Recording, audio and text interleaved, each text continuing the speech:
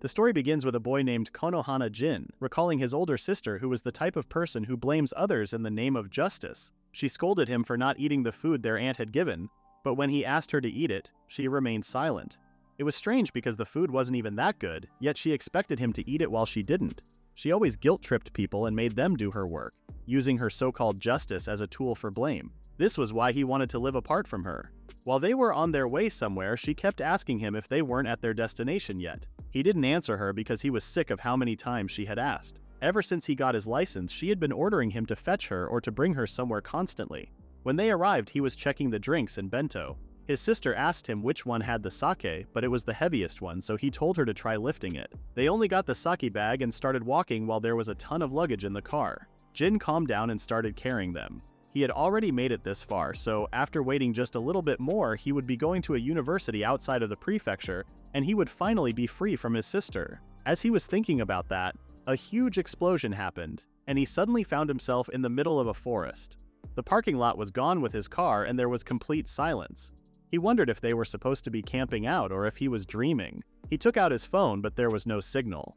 He tried to calm down and decided to walk to see the city. As he walked, the only thing he encountered was a river. He decided to go a little bit more and saw the sea. Even though he walked a lot, he didn't meet any mountain climbers, let alone a city. He was confused as to what was going on, but then got distracted by his growling stomach. Thankfully, he had water, tea, coke, snacks, and bentos for 4 people. He started eating while he was observing what was around him. He hadn't seen any trash around for a while now and wondered if there was a beach without plastic garbage. Also, he knew he had to prepare for spending the night soon. In the first place, this place was so wide, so he didn't think he would be able to make it back in time.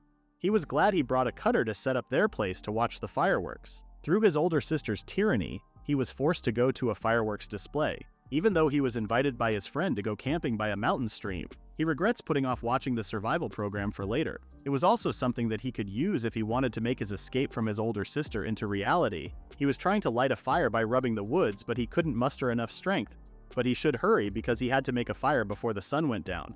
After a while, he noticed smoke coming out. He put some bushes on it and managed to fire it. Luckily, he brought his jacket so he wouldn't get cold. He was exhausted. He tried to calm himself down by saying that when he woke up, he would be out of this dream. But when he woke up, he was still in the same place, so it was confirmed that he was not dreaming. He noticed that the fire was burning out, so he put more wood. After a while, he decided to go in the opposite direction with the hope of seeing the city. After which, he needed to gather dead tree branches again. He somehow got bitten by insects too. After walking for a while, he reached a cliff, which meant that the land was surrounded by the sea, making it an island. The reason he couldn't see any more land was because he was at the other end of the island. At this point, even if he got on a boat, he didn't know where he should be going. He collapsed on the ground after realizing the reality. He didn't even know if there was someone else on this island. After gathering his strength, he continued walking. He wondered why he was experiencing something like that. He just went along with his sister and went to see the fireworks display that he didn't even want to watch. After all, he still wouldn't be able to see the fireworks anyway. He had to pick up dead tree branches soon, even though he didn't know why he kept thinking that he needed to gather them. He ended up arriving at a waterfall. He saw the place where the water was gushing out from. It was close to the riverbed. He decided to gather up some branches and go home. The smoke produced by the fire might have been discovered by somebody else. He started cutting some wood to prepare a house because it seemed like he was going to be there for a while. While making the house, he wasn't sure about its strength. He wondered if he should increase the pillar or fortify the wall with soil and stones. When he got hungry, he ate his last bento, which meant he had to find food tomorrow. He suddenly heard a rustle and peeked at the back of the house. He guessed that it might be a rabbit or a wild boar, so he decided to hurry up and fortify the walls. The next day arrived and he wanted to take a bath. He went to the river and he caught a fish. Since it was peaceful and there were no other people, it was easier to catch it. He cooked the fish and started eating. It didn't even have any taste because there was no seasoning. He remembered that he also needed to do something before he ran out of drinks. He wondered if he should drink the spring water bit by bit until he got used to it. He decided to do his best to build more of the house tomorrow and went to sleep. The next day he made a lot of progress. He covered the ceiling with twigs and leaves. It was kind of dark inside, so he thought about making a window using some plastic bags. Today he dug a drain and piled up stones as preventive measures for rain. He then found a ragged rock. He knew what it was, but he needed to put it on an open fire to make it warm. It may come in handy because it gets cold at night. He wondered if he should make it so he could take a bath. He started warming up the rock and put it inside the water. It was really hot, so he had to be careful. While cleaning himself, he wanted to make something that looked like a pot because he was getting tired of grilled fish and crabs. The leaves were turning red on the mountain these days. He was glad he got to take a bath, but it was getting a little cold now, so he dressed up. He did some pottery and became able to cook a few stewed dishes. It was good to know because it lets him eat more kinds of food. After that, he finally finished his house. There was still room for improvement, but it was a success. Before he knew it, snow had piled up on top of the mountain. While walking in the forest, he noticed some mushrooms, but he didn't know if they were poisonous, so he had to go.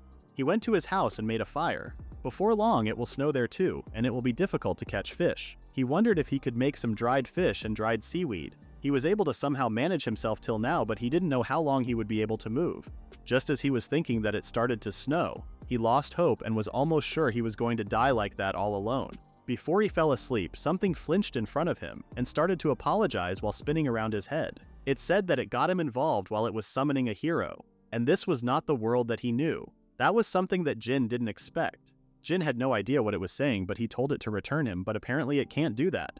To begin with, he could only go into this world just before he died. It suddenly started screaming, saying that it could still feel his lifespan from back there. Jin said that he didn't know what it was talking about and asked where the hell he was if this wasn't the world he knew. This was a world with magic and swords. Jin didn't believe that because on the mountain he hadn't even seen any monsters or dungeons. He asked if it was a spirit, and it said that it wasn't just a spirit he knew.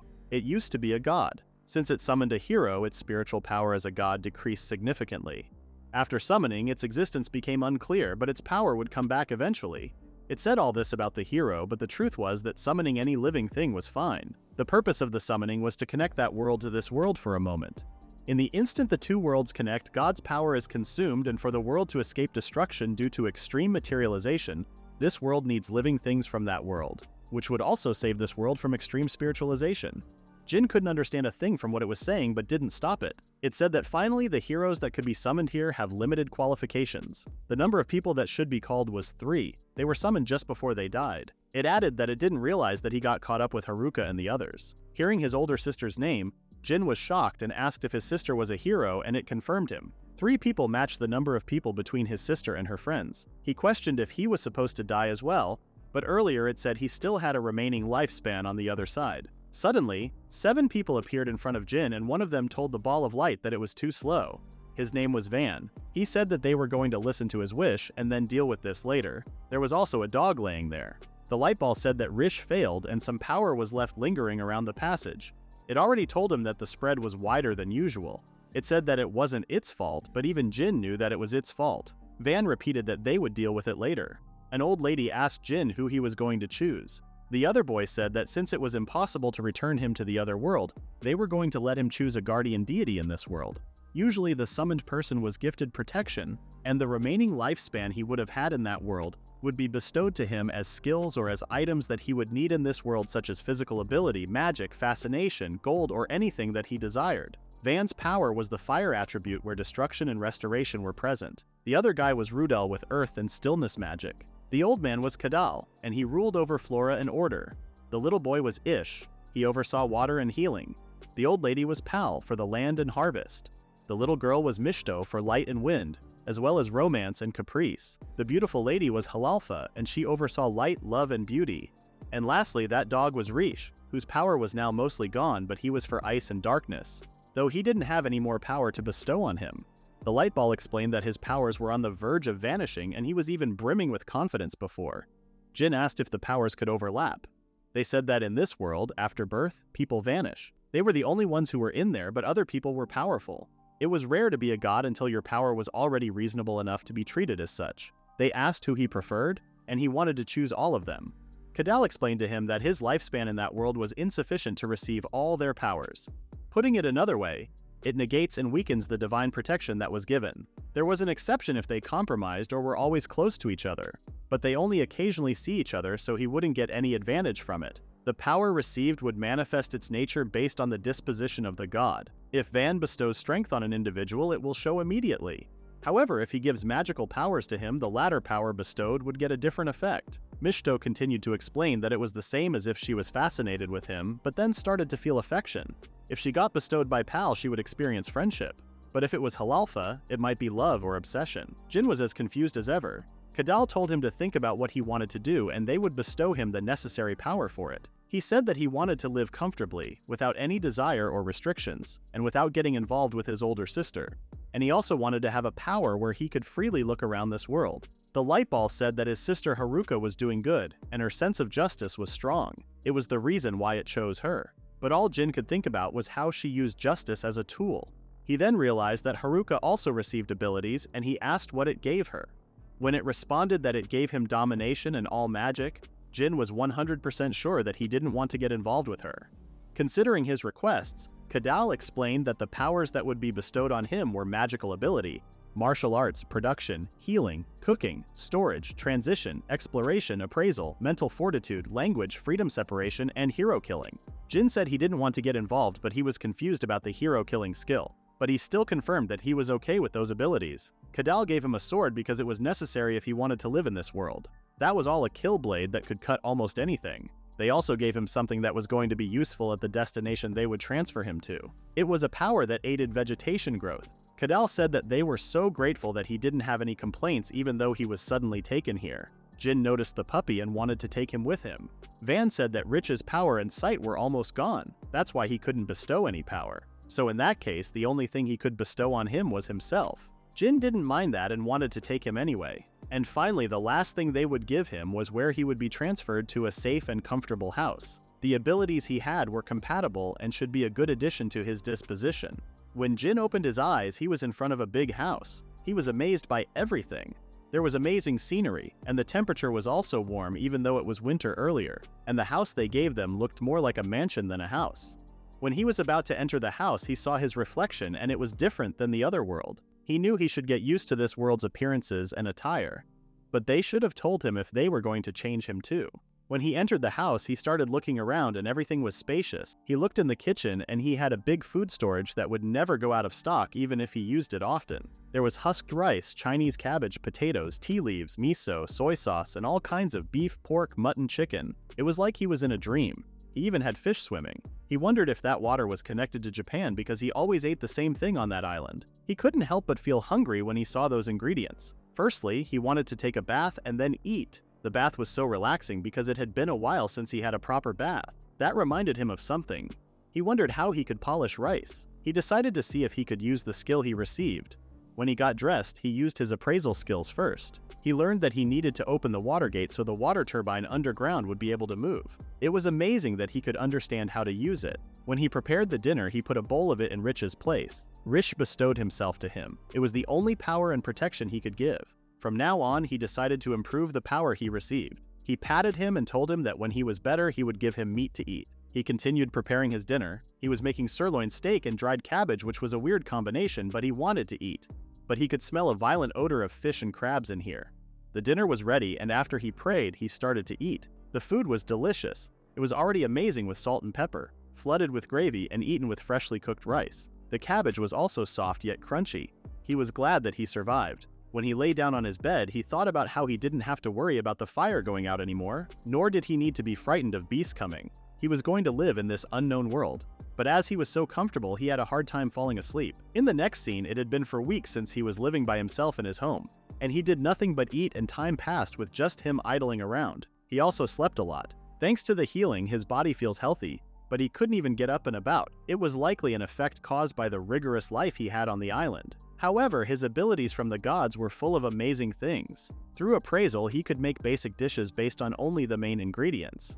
The skills were designed to be convenient in that he could make any recipe he knew with any ingredients. But his knowledge of food was limited, so he wanted to do various cuisines that could be found in this world. As he was trying to decide what to eat today, decided on making ramen, but even though there were dried bonito flakes, it was raw and he wanted to dry it. Though in the first place there was no wheat to mill. He ended up cooking fish, rice, and a good soup. Since he used wheat a lot, he wanted to grate it quickly into flour, but he couldn't even store it since there were no containers or sacks. He received money and a map from the gods, so he wondered if he should go shopping.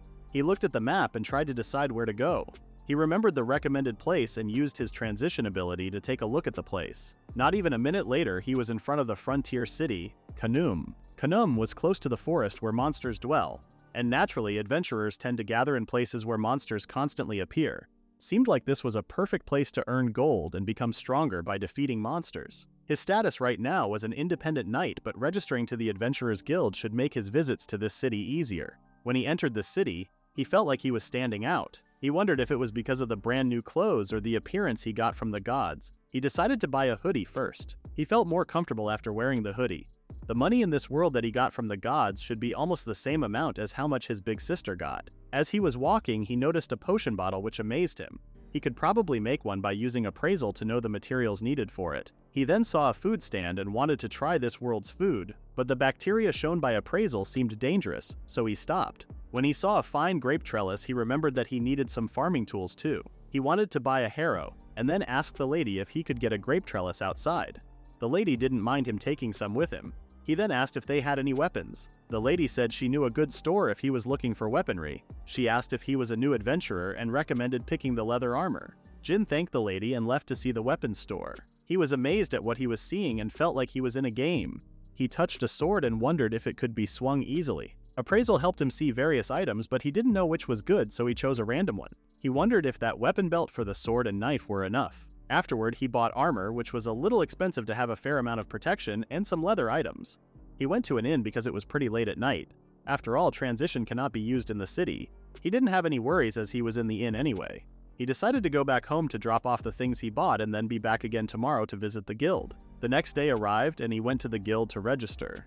The receptionist girl asked if he was going to pay the registration fee or do a commission once without a reward, and he decided to pay the fee. She told him to wait for a moment while his adventurer's tag was being made. While he was waiting, he looked at some records in the demon forest. The monsters in that forest were possessed by the animal's evil spirits, and this gives information on the easiest places to go out from the forest's topography. A man came and asked him if he was the one who requested an escort to study adventurer's basics.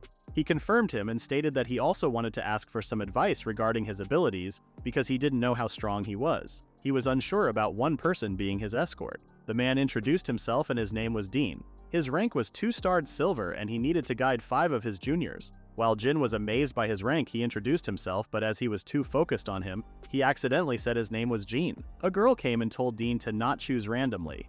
Dean told her to shut up and reminded her that he was done being another noble's companion. Jin wondered if they gave favorable treatment to nobles' requests there.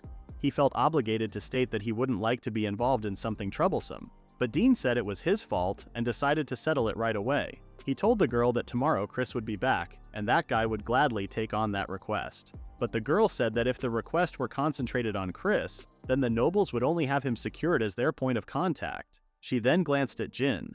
Dean told her that he would never be their contact and they shouldn't rely too much on one adventurer. They should engage with the guild. She seemed like she wanted that to happen too, but they only had 2 people with silver rank there. She asked if he could at least cooperate a little. Jin was confused because she kept looking at him as if she wanted him to intervene and he just wanted to go home now. A woman came and told her to stop because she had been relying too much on his brother. The woman's name was Kana. Dean thanked Kana, but she said that it was his fault for spoiling her. He may refuse to educate his juniors, but he would have to choose from the list of candidates that the guild had brought up. Kana then apologized to Jin for showing him something improper. He was thinking that he was extremely familiar with what was happening. Dean and the girl, Emil, were siblings. When heard about them being siblings, he felt a natural response of rejection because it reminded him of his older sister. Jin stated that he was withdrawing his request now. Emil seemed pretty happy with that and she thanked him. She told him to call out a party that looked promising, but he corrected her that this wasn't what he meant. He said that he didn't need any escorts and he would like to withdraw his request for that. Kana apologized for the inconvenience they had caused and informed him that the charge for his request would be duly returned. He said that it was okay and instead he wanted to take the adventurer's manual with him. He went out after getting the manual and took a deep breath. Every sister for him was a landmine even if they were older or younger. He would not endure being in that kind of connection again in this world. Suddenly Mishto appeared and asked if he was not going to use separation. Jin was shocked to see her, but she pushed him because he was the only one who could see her right now. Talking to her through his consciousness was fine, and she said that he should do the same when another spirit or guardian comes. He asked if she could hear what he was thinking and she confirmed with him. She added that he was only consciously talking to her. She joked that thinking about something naughty was fine too. Jin was unbothered by her teasing and stated that using separation seemed like it would take effect without stopping. He didn't hesitate to use it to sever his connections with his older sister though. She informed him that he could use it whenever he wished, and they also got stronger that way. However, expanding the target of separation too much would weaken its effectiveness. Jin was puzzled, so she explained that if he used separation in one target, the people around that person would stop talking about Jin, and since he was trying to affect many people, the effectiveness would be lessened. She just told him to not forget that information she gave him and to use it however he liked. Jin thanked her, and after smiling cutely, she disappeared. He wondered if she took interest in him because he didn't use it even though he had that ability, or if it was because of giving advice. He decided to focus on his plans and go out to see the demon forest. According to the manual, a rabbit monster would appear right before the entrance of the forest. The record in the library stated the importance of the horns on monsters. The weak monsters were often called hornless, due to their horns being tiny. With what he had equipped now, he believed that he could likely go against some without dying. He didn't have any escorts anyway, so he decided to try using his sword. He could put in anything except creatures in his storage skill, so he hid the all-kill blade in it too. He saw a rabbit, but it wasn't a monster, it was just an ordinary one.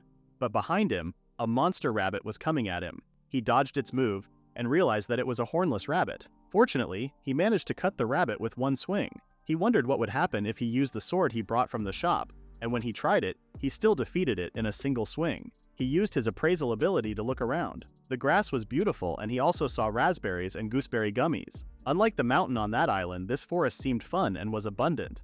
He saw a mushroom, and it was the same as the one he saw on the island. When he used his appraisal skills, he realized that he could eat it. Suddenly, he flinched and felt a monster's presence. It wasn't a rabbit for sure. When he looked behind, he encountered a large horned bear. In the next scene, Jin looked down upon the dead bear, surprised by how easy it was to defeat. Mishito suddenly appeared and asked if he wasn't going to use magic. He stopped with a jolt. He asked her not to suddenly appear like that. He realized that he had forgotten about magic, and he thought at this level there was no need to use it. However, he wanted to try it out, and he started to look for a monster. Mishita said there was no need to walk around to look for one and told him to try using search magic. Jin said he was given so many abilities that he hadn't paid much attention to. He tried the exploration magic and found one. He thought if he used it right at the start, it would have been easier. Mishita wanted to help Jin more, so she told him to imagine what kind of magic he wanted to use, and drew out the attributes he needed. He asked what she meant by saying attributes. She said all of those attributes, such as Van's fire, Rudel's earth, and stillness, were attributes that Jin possesses. When the rabbit monster started to dash to him, Jin first tried to imagine and then attacked him with a wind slash. Jin saw it on the ground dead, and realized thanks to Mishita the magic appeared. Mishita told him once he got to know them, the other spirits would lend him their power. People who could use magic were rare, so she told him to use it with care. Then she disappeared. Jin decided to go sell the monsters off to the guild. Once those were stowed, they would be transported closer to the gate. He started to think of a way to carry the bear to the guild. He had put its head in a sack and was carrying it on his back. He saw a man and asked if he could assess it for trade. He was shocked and asked if he had come there in that state. Jin said yes, and then the man told him it didn't suit his face, and it was amazing yet rough looking. Jin said he just thought it would have been better than walking around with the sharply cut section exposed. There were a lot of dismembered monsters hanging around. The man told him to put it down. Jin wondered if it was because of mental fortitude that he was able to drain the blood from a rabbit and cut a bear in half. When he was on the island, he was at his limit handling fish. It would have been an unbearable sight in his previous world, but now he had mental fortitude. When the man looked at the bear, he said it was great that all of its pelts could be used. He told Jin he was not only strong but also had skills. He said it would fetch a higher price in the Adventurers Guild, so asked him if he was okay to sell it in a trade guild. He said he was told the same at the counter, but it was fine. Jin thought about Dean and Emil, and realized those siblings were in the Adventurers Guild, so he didn't want to go anywhere near them. The man asked him to give him a quarter of an hour. He said he got it and asked if there was anywhere to learn how to make potions. The man said for the potions, the headquarters next door had recipes. First he said the Doctors Guild, but then he realized magic potions were more likely to be with the alchemists. He said some things were only handled by individual guilds or persons, but most of the knowledge they wanted to spread was generally entrusted to trade guilds. Jin seemed surprised that there was such a convenient system. Jin told the man he was going next door for a while and asked him to do the appraisal with the intent of selling everything. When Jin got the potion recipes, he started to look over it. There were all kinds of recipes from imperial court dishes to baking a brick. The potion itself seemed easy enough to make. He thought because of divine powers, he seemed to have physical abilities better than the average person. He thought he could heal his injuries with recovery magic and healing, but he wanted to make it look like he was using potions to heal himself. On the way back, he decided to get some tools. The man Jin left the bear with appeared and told him there was a magic stone and asked if he wanted to check it out. He thought a magic stone was in the guidebook. A magic stone was seldom obtained from corpses of monsters. The reminder of the spirit that remained in the heart turned into a gem, and it was expensive. It was really small. Jin said he thought it would have been the size of a ping pong ball. The man said it was a red spinel. The redder spinel, the more expensive it was. The man asked if it was also for trade and said with its size and color, it could be used by someone strong in fire magic. Jin said he didn't mind trading for it. Even if he didn't have it, he could use magic anyway. When Jin left there, he decided to walk around and eat before night fell. When he saw the food, he seemed pleased. There was a lot of bread offered there, sauerkraut and sausage or ham and cheese sandwiches. He stared at the counter and it seemed like a well-grilled one should have been fine. He bought one sausage and enjoyed it. Then he saw, brought, and ate some dried fruits which he found sour. He thought he could boil it with sugar and use it to make candy, or maybe he could also use it in meat dishes. Then he saw a brown sugar seller. He thought they broke it off in clumps and then sold it. The weighing scales were nice and retro and it smelt like sake, which was a Japanese beer. He wondered if drinking alcohol would be alright or not, and wondered what the legal drinking age was there. As Jin was walking around, he saw a large group of people and wondered what they were doing. He saw a whole roast pig which was sandwiched in bread. It looked tasty, so he ate that too. The pork was fragrant on the outside and juicy on the inside, though the bread was disappointing. A whole roast was sectioned per part in the pantry. He thought he would get a pig later. Finally, he arrived at home. Jin saw Rish in his bed and told him he was home. He wanted to eat a lot more food, but maybe it was because of his stay on that island that made his stomach smaller. Today, he was able to hunt monsters and make money. He used up a bear's worth of potion tools and tried to heal Rish. He thought Rish was not sick or injured. His existence itself was getting fainter. He heard that healing did not work, but he was still using it on him. He hoped he would get better soon. Then he put his dog to sleep. Before eating the meal, Jin prayed and then thought about the cloth in Kanem, which had such poor quality that he had ended up not buying any, and since he had been given language, he wanted to read books from this world. He decided to go to the royal capital today. When he arrived at the capital, he found it huge. It was his first time in the capital, so Jin asked a man if there was a guide map he could use or a person who could guide him. He handed him a simple guide map and told him if he wanted to shop, the trade guild could show him around. He said they might have taken him for a ride and had him buy all sorts of stuff. Then said if he went straight ahead, he would see kids hanging out in the square. He told him to pay any of them a fee and they would guide him around, but it could have been hit or miss. He understood, gave him his payment, and told him to keep the exchange. When he was about to leave, the man said the well in the square, there should have been a kid named Leon with ash blue hair. If he was there, he told Jin to ask him. Jin came to the royal capital of the neighboring country in case something went wrong, but it was surprisingly small. The buildings were all connected, so he arrived at the square. Beside the well in the square, there should have been a kid named Leon with ash blue hair. He saw a kid and wondered if he was him. He asked if his name was Leon. The kid glared and approved that he was Leon. Jin thought his face was scary but still asked if he could guide him around. Jin was explaining himself to Leon. Jin said the reason he inquired was because he heard from the guard that he did guided tours around the city. Jin was afraid and got suspicious that something was off. He thought of the possibility of being tricked by the guard. Jin told Leon he might have mistaken him. He said no, and it was also a sort of destiny. Leon said he was free so he would guide him around. Unlike how he looked, Jin thought he was quite friendly. Jin asked Leon if there was a must-see place. Leon said speaking of a must-see place there, that was the view from the top of the stronghold where civilians could not enter it. Jin thought about how to retort with what he said. He was a civilian, but he had seen it and he suggested a place he could not enter. Instead of those sentences, he just asked if he had any recommendations for clothing or a dining hall. Leon wanted to eat quickly, and he said he had an acquaintance who ran a clothing shop that was famous in its way in the capital. Jin wondered why he was making such a scary face. On their way, Jin asked Lean why the walls of the houses were stuck close to each other. He said besides the fact that the land within the city walls was limited, the width of houses along a road was taxed. Sharing a wall to split the tax half and half was the norm. Jin asked what else was taxed. He said the city tax, transit tax, and also glass tax. He couldn't hide his shock that glass was taxed. Leon said glass windows were luxury items. In the private houses there, Jin would hardly ever see them. Come to think of it, Jin realized he didn't see a lot of glass windows even in Kanem. Jin saw a large building in the square and asked what it was. Leon said he was talking about the Bough of Spirits.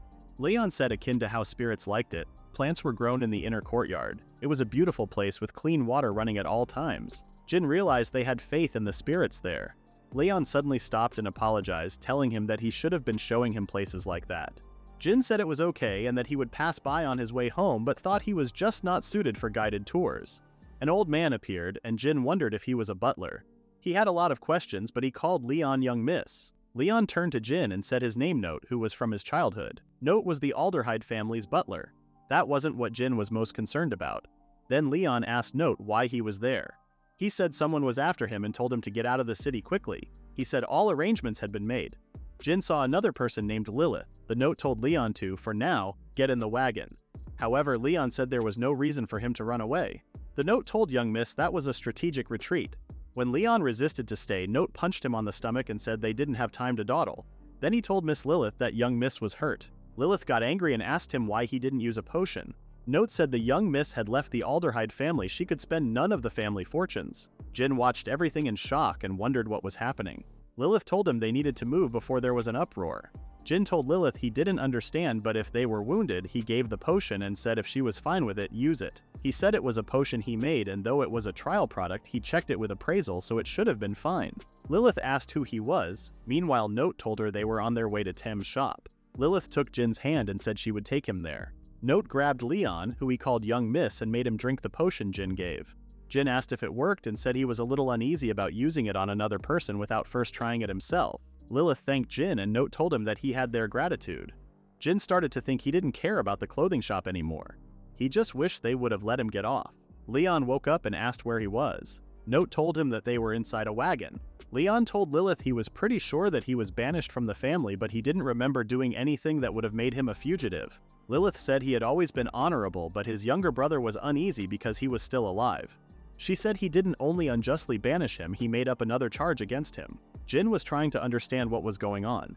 He wanted to avoid troublesome things. Rather, he wondered why someone who was injured was in a family feud, and they told him she was a young Miss. When they got out of the carriage, they saw a man named Thame. He welcomed Leon as the master of Aldehyde. Leon said it had been a long time, apologized, and said he didn't have a lot of time. Leon wanted him to assist Jin with clothes. Then Leon turned to Jin and apologized for the unfinished tour. Jin thought this wasn't a time to apologize.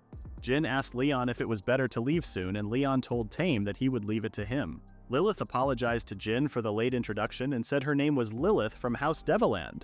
She gave her a ring and said if he encountered any problem, come and look for her. However, she was sure it was going to be bothersome around her too, so he probably would want to stay away for a while. Jin said he would take it for now, then asked who the young Miss was. She said Leora, then realized he was calling her Leon, was a girl. He was shocked that she was a girl, and her real name was Leora Aldehyde. Lilith told Jin that Leora was flat-chested, looked tough, and was stronger than most men by a long shot, which was why a lot of folks thought she was a man and called her Leon. She said, "Then pardon me," and left. Thame apologized to Jin for involving him in this affair and said they would prepare remuneration for the clothing, so they only asked him to keep it quiet. Jin said he didn't have anyone to tell anyway. That aside, that clothing shop didn't have any clothes, but he was a bespoke tailor shop. Meanwhile, a few girls appeared and wanted him to let them take his measurements. They asked about the clothes and buttons. Jin felt tired and found a place. He thought it should have been okay there to do exploration magic. It was quite handy SNCs he could look for not-so-popular places. He said he was able to buy sheets and bed covers from the fabric shop beside the clothing store. He decided to go to the next store, which was a bookstore, but he thought he would eat first. He ate his meal and went back to his home. Reach was lying down, and Jin caressed his head. Then he decided to read the books he bought. He wondered if he could make a lamp, and he didn't have alcohol for fuel, but he had rapeseed oil. He thought if it was reflected on cleanly polished metal, he could make a glass. Then he recalled what Mishto said. He was going to imagine what kind of magic he wanted to use, then he was going to draw out the attributes he needed.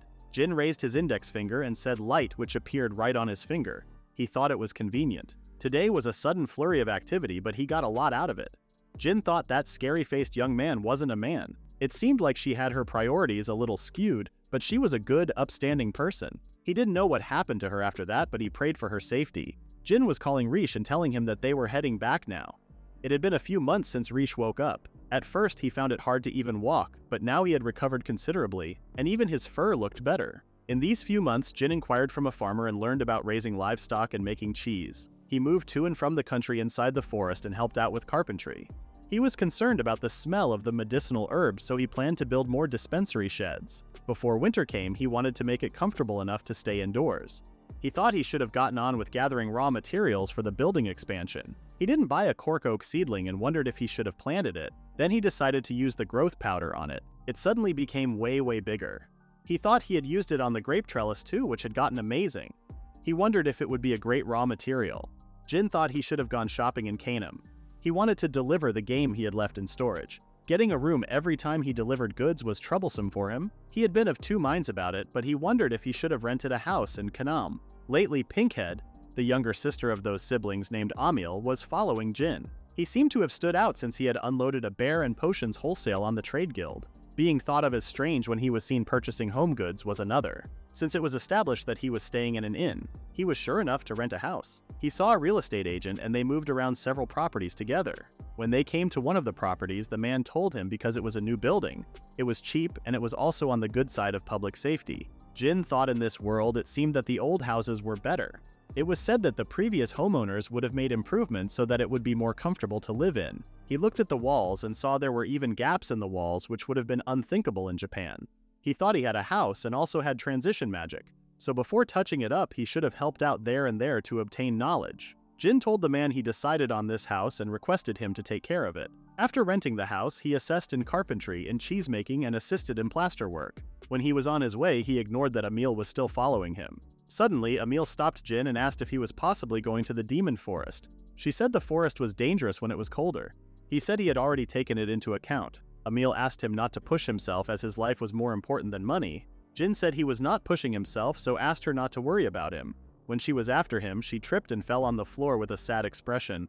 He wondered why she wasn't discouraged. Then he continued to go on his way. On the way, Jin saw Emil's older brother Dean.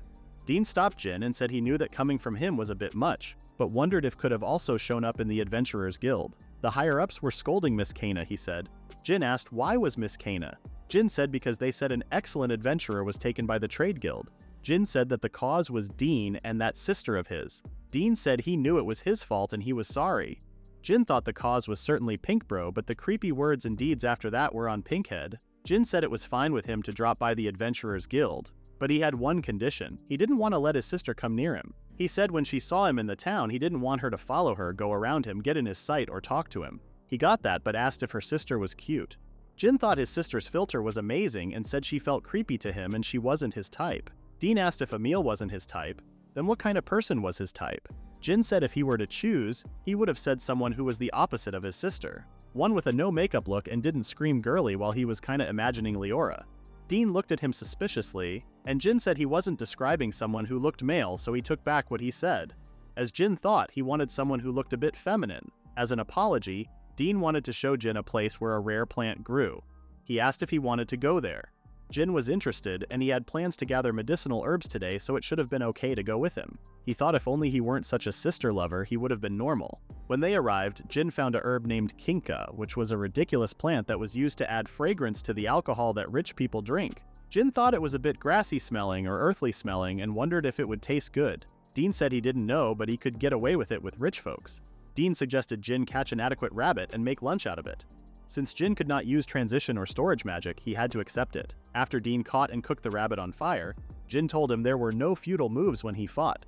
Jin found it educational. Dean found it embarrassing because he was strong enough to hunt bears in succession.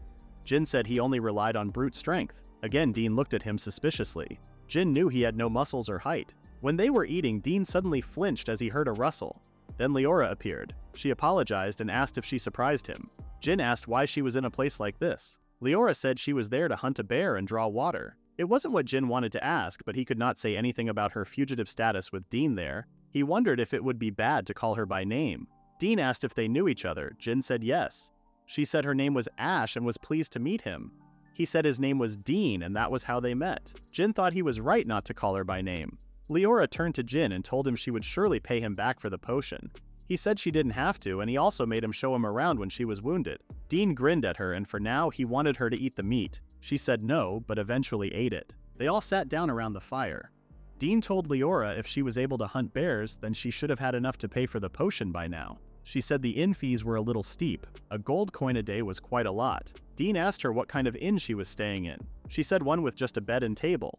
Dean said she was being ripped off and asked why she didn't realize that. Leora said it was introduced to her by a pink-haired receptionist at the guild. Jin wondered if it wasn't Emil. Then Dean said Emil was working hard and she didn't have any bad intentions. He told them it was the inn's fault. Jin said it was extremely difficult to listen. Jin said only his relationship with his sister was creepy. He asked why the logic didn't get through to him when it came to her sister. Dean said after all she was doing her best, so it wouldn't have done for the people around her not to help her. He repeated that she was pretty cute. Leora understood that she was Dean's younger sister. Then Leora got angry and Dean told her that she was making a scary face. She said she didn't know if he would believe her, but there was a spirit beside your sister. She said a mark received from the influence of that spirit was floating above Dean's head. Dean said he could not see anything. Jin said generally it was only strong spirits, but to see a mark was weird. Dean was shaking and Jin wanted him not to look at him with a serious face. Jin said it looked like an artificial flower. Jin tried to uproot the flower from his head and he wobbled. Leora said it was a form of mental domination. Because the effect was suddenly cut off, he just lost consciousness. Leora asked Jin, aside from seeing it, if he could also touch it. He said he could do it when he put his mind to it. Usually he could only see Rish, his dog, so that it didn't affect his daily life. It seemed that the spirits who were called gods could be seen if they decided to show themselves. She said he was the first she had met aside from her father. Jin asked if her bloodline was able to see them. She said yes, but in the family it was only her father and her who could see them now, but they could not touch them. She told him to be cautious since that ability would be coveted. He said he would take care. Dean whined and Jin asked for the time being if they should have started with silencing that one. He thought if they left him there, then a bear might have eaten him, but then he wanted to leave him there as a joke. He thought he didn't say anything, so he didn't think Dean found out. Jin asked Leora, by calling Ash as she introduced herself like that, if she was okay with her ability to see being found out. She said she was saved by him and asked if Dean was his friend. He said no, and it was only the second time he had met him properly. She started to think aloud and said if they left him there, then a bear could eat him. Jin realized their train of thought was the same. She said that was an error in her judgment. She would just resign herself to this situation.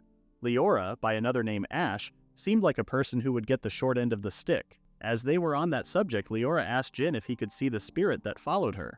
He tried to see it and a bird was continuously pecking her. He was shocked that she was being extremely pecked. Seeing the bird pecking his head like that, Jin wondered if it hurt him, to which he responded that there was an unbearable dull pain. Jin then noticed that there was a band of light around its neck that looked like a collar. He used appraisal, and apparently its name was Ru, and it was a captured spirit with the objective to make Aldehyde Ru Leora more manly. She explained that it was a spirit that his father attached to her when she was 7. He now understood why it was dull because it had been so long. He asked what it was for, and she responded that it was so she would become an outstanding successor. Jin was confused because she had a younger brother. She heard that it was because her father was drunk and woke up next to a woman, and then it was sent over to them after some time. Luckily, their country didn't differentiate between male or female successors as long as they were firstborn. However, their family had served in the military for generations. Her father attached a spirit to her, so when she trained, there wouldn't be any difference between genders. Although he was saying it in such a good light, Jin wondered if it wasn't strange to be more manly, but she didn't seem to understand what he meant. He said that it was better to release that spirit because it was desperately pecking him. She explained that it was originally meant to be released 2 years ago, but his father collapsed. She asked if he could release that spirit. Jin asked if they should try it when they get back to town. She accepted his suggestion and mentioned that she wanted to show her gratitude, whatever the outcome was. Jin knew she didn't have any money, so he asked about her lodging and she said that she was going to hunt bears. A while later, Dean woke up and started to apologize to his sister because he spoiled her too much. Ash responded that he was under the influence of an evil spirit and that was no different from being left astray. In the guild, she saw that only men had the mark.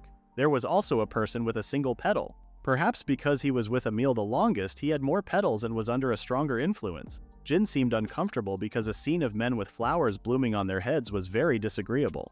Dean apologized to Jin too and continued that if people suddenly collapsed like he did, the guild would be in chaos. So he decided to discuss it with Kana, and then take Emil to the Bower of Spirits. Jin remembered that Ash was supposed to take him there when they met. Since he didn't know a lot about it, he decided to just keep mum. Listening to their conversation, it seemed that each city had its Bower of Spirits, though they differed in design. It was a place to approach spirits, but it was also where they could be cast out. Dean informed them that he needed to go back to town now to lay the groundwork. He told them to use a conveyor if they were going to hunt the bears. Jin didn't know about the conveyor, so Ash explained that it was a person who transports the game that an adventurer catches. He had already requested one for today, so he gave one to Jin. Dean then told him that the fact that they could see and touch, he would never snitch on them, so they didn't need to worry. As Jin knew, he knew that he could touch the mark of the spirit. After he left, Jin and Ash went back to back and sliced monsters together. She praised the way his moves were fast and efficient. Jin felt good hearing that, but he thought he should be saying that to her. Ash was serene and her clean and methodical use of the sword was powerful. He only mimicked that with martial arts and physical ability. There was a problem when they called people to carry the monsters. They couldn't carry all of them because the carriage was cracking. They had to carry the rest of the wolves themselves. They weren't able to hunt any bears, but Ash said that amount of wolves should be enough even though they had a lower price than the bears. She apologized for troubling him. Jin asked where she wanted to try it, and she said that she might lose consciousness longer than Dean, so she suggested the inn. Jin asked what would happen if she was unconscious for days and where her butler was. Ash explained that he went off on his own and they were supposed to rendezvous in Canaan, but she didn't know when he would arrive. Jin invited her to his house if it was alright with her, and she accepted it. When they arrived, he showed her the place she could sit. As she was looking around, she said that he had good taste, which made him glad that he repaired his rental house in Canaan. He then noticed that he smelled like the wild since he carried those wolves, so suggested a hot bath. He told her to wait there while he prepared the bath. A lot of bathhouses had steam baths. There were also places where they had bathtubs, but when he did the appraisal, he was apprehensive about the sanitary conditions, so they were out. He decided to use the washtub for laundry. After preparing everything, he told Ash that the toilet was behind the last door and he would be upstairs. He decided to use this time in transition to change his clothes and also prepare a guest bed on the second floor. He wanted a bathtub in this house too. After everyone cleaned up, Jin prepared some tea and snacks and asked if they should begin. She seemed ready, so he sat in front of her and poked the bird. It didn't seem to stop pecking on its own. He thought the solution could be removing that collar on its neck, but when he did that, Ash passed out and collapsed on him. Her chest was too flat for Jin, so he didn't feel the least bit excited. He put her to bed and started talking with the bird. He asked if it can't take revenge on this person for being constrained. He was actually glad it went easier than expected. He didn't know when she would wake up, so he decided to let her stay there in the meantime. In the meantime, he decided to furnish the third floor too, so it doesn't look out of place. The night came and he finished all his work, but Ash was still sleeping. He then started patting Reach and apologized for not taking care of him lately. It didn't look like Ash would wake up anytime soon. Suddenly, Mishto, Rudil, and Pal appeared in his house. He was happy to see them, but wondered why they were there.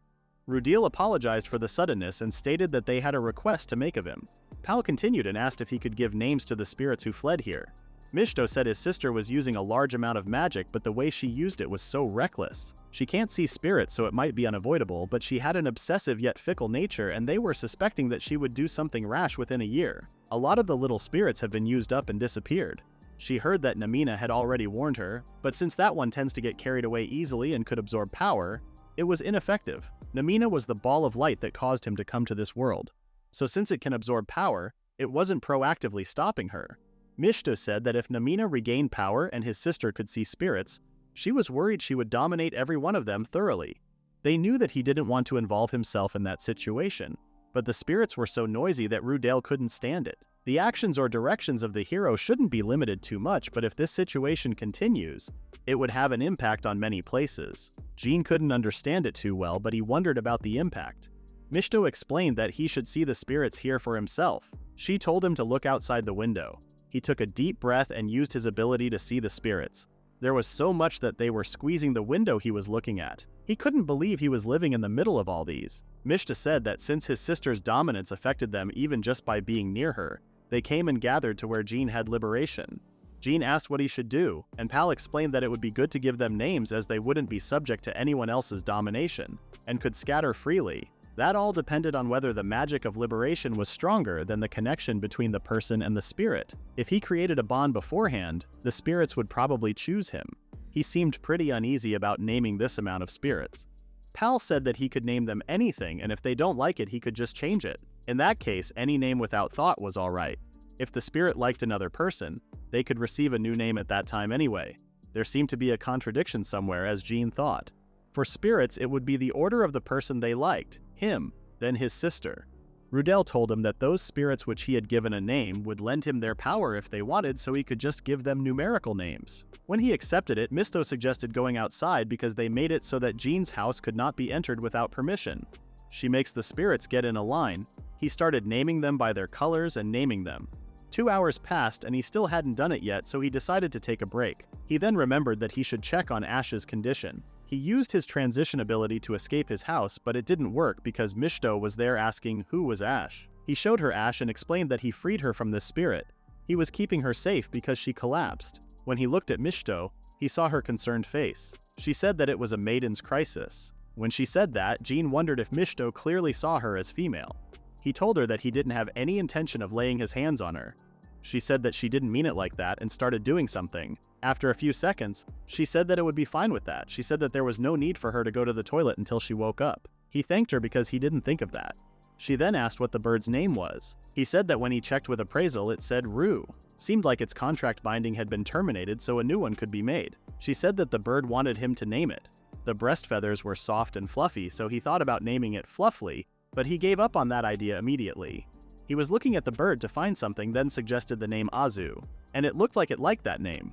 It was blue in Italian. He took it from Missouri, but if he liked it, then it was fine. He asked Azu if he would mind watching over Ash. Both of them were constrained under a contract, but they were together. Ash might feel sad if the little bird disappeared. Now that they handled that, it was time to go back and continue with the naming. When they went back, Kadal and Ish were there too. He continued naming them, and when they were all done, they told him that they would leave it to him if they increased again once or twice a month. Jin was relieved, but then a huge light appeared. Redial told him to wait and informed him that it was fine to open his eyes now. He added some darkness to weaken the light. Ish explained to him that it was the effect of them lending him their powers. Until recently, Jin remembered that just saying light was enough, and Mishto did say before that to use magic. He must imagine it. It was time for dinner, so he looked at his guest and asked if they would like to eat. They started telling him the things they eat, which sounded pretty unbalanced to him. He prepared a good dinner and they all started eating. He looked at everyone and couldn't believe how surreal this scene was, especially Ish, who was eating salt. It was just plain salt, so Jin had a hard time believing that he was okay. He wondered if the spirits could eat food. Mishto explained that human-like spirits could eat various things but could not taste them. Those that weren't humanoid varied depending on their attributes. The water of morning or evening dew, or the fire of a bonfire or a hearth, or even the scent of flowers. Reach came and Jin told him to wait while they were eating. Suddenly, Rudel asked what he was scheming. Jin was puzzled, so Mishto explained that they couldn't even get close to Reach before, but they did slightly distrust him. Jin was pretty surprised. Kadal explained that before Reach lost his powers, he was a powerful deity who shook the heavens and split the earth. He gratified his desires and scorned all counsel. All who stood in his way were bitten to death. Jin couldn't believe this cute little thing was an alpha dog. As they were confused, he explained that an alpha was the #1 leader, and dogs were supposed to follow the leader of the pack. If there is one who doesn't, they become stressed and ferocious. To put it in human logic, one needs to be a perfect leader, otherwise both parties will be unhappy. For example, one should not hug another above the shoulders, or humans should eat first. They must live by acting in accordance to human rules. But Reach was a spirit and a wolf. He said that wolves were the same and asked if spirits were different. Kadal said someone's appearance could reflect their personality, but that wasn't always the case. In his memories, Reach could speak and was highly intelligent. Jin couldn't say anything because intelligence and instinct were different, but for now, Reach was just a cute dog in his eyes. He said once he started speaking, he would think about it and thank them for their concern and the warning. After that, they all thanked him and left the spirits to him next time as well. Everyone except Rudel was gone. He took a look at Rish and called him a solitary wolf, and then left. Jin was confused once again, but if that was an act, that would be a surprise. He decided to take a bath and sleep. The next day, he came to the pottery town to order a bathtub and some tableware later. A man named Malcolm greeted him and stated that he looked like someone with an idea for new merchandise. Jin introduced himself and gave him an idea for a bathtub. Malcolm said he recently received an inquiry from a noble in the neighboring country about a bathtub, and this was a godsend. When they said they wanted a clawfoot bathtub, he just started making a prototype. Jin was sure that he was talking about his sister and her friends. Malcolm said that he had never made one of those before, but it should be worthwhile, so he wanted him to let him help develop it. Jin thought it should be fine since he would be making it. With separation, news of him shouldn't reach his sister, but he never thought he would get involved like that. When he went back to his house, Ash woke up and thanked him. Jin asked if she could move or hurt anywhere, and she responded that her back hurt a little bit. It was probably because she was sleeping the whole time. She was confused as to why it was evening and didn't realize how much time passed since she collapsed. Jin informed her that it was the third day and she apologized. Jin told her that he gave the bird another name while she was asleep. She asked what he named it and he told her. She smiled and said that it was a good name. If it accepted him, then that means the spirit liked him, so there was nothing to apologize for. The thing Jin was shocked about was that she had the most beautiful face and he almost couldn't recognize her. While they were talking about Azu, all he could think was that he looked like a beautiful girl, but rather a beautiful young man. Girls like Pinkhead wouldn't be able to leave her be. He warned her to not get tricked into someone's bed, but she responded that it would mean he tricked her because she was literally in the bed. He told her that he didn't trick her, so she should think of him as safe. Since her body was fasting, he decided to go make her some soup for now, and once she had eaten, she should rest some more. She asked if it was okay if she stayed there for the night, and he responded that he wasn't so heartless as to toss her out at night. He told her to hurry and get better so she could take back the rent money she was scammed out of. She also thought about paying rent to him for letting her stay there. The next day, they met with Note, and he seemed pretty happy that she was safe. While they were talking, Jin looked around and saw some spirits following them. but there didn't seem to be a man with an artificial flower on them.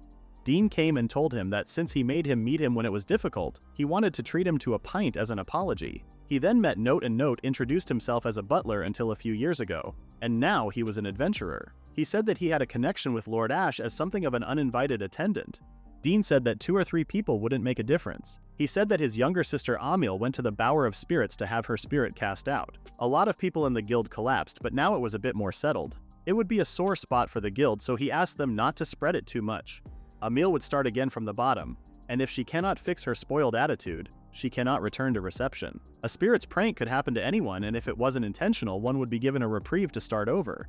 Even if it was only a prank on a spirit, there were instances when it could become a horrible tragedy. This time, it was only because Dean, who was a close relative, noticed and dealt with them. After that, it was handled leniently. Ash was warning him. If he says anything about them, it would jeopardize the magnanimous treatment and the understanding of the people around them. Ash looked like an airhead, but she was smart. They also asked Dean to handle the formalities when Ash's money was returned. Also, Dean said if he stayed with his sister, he would probably spoil her, so he was staying at a lodging house. It was a nice place, so he asked if they would want him to introduce them to the manager.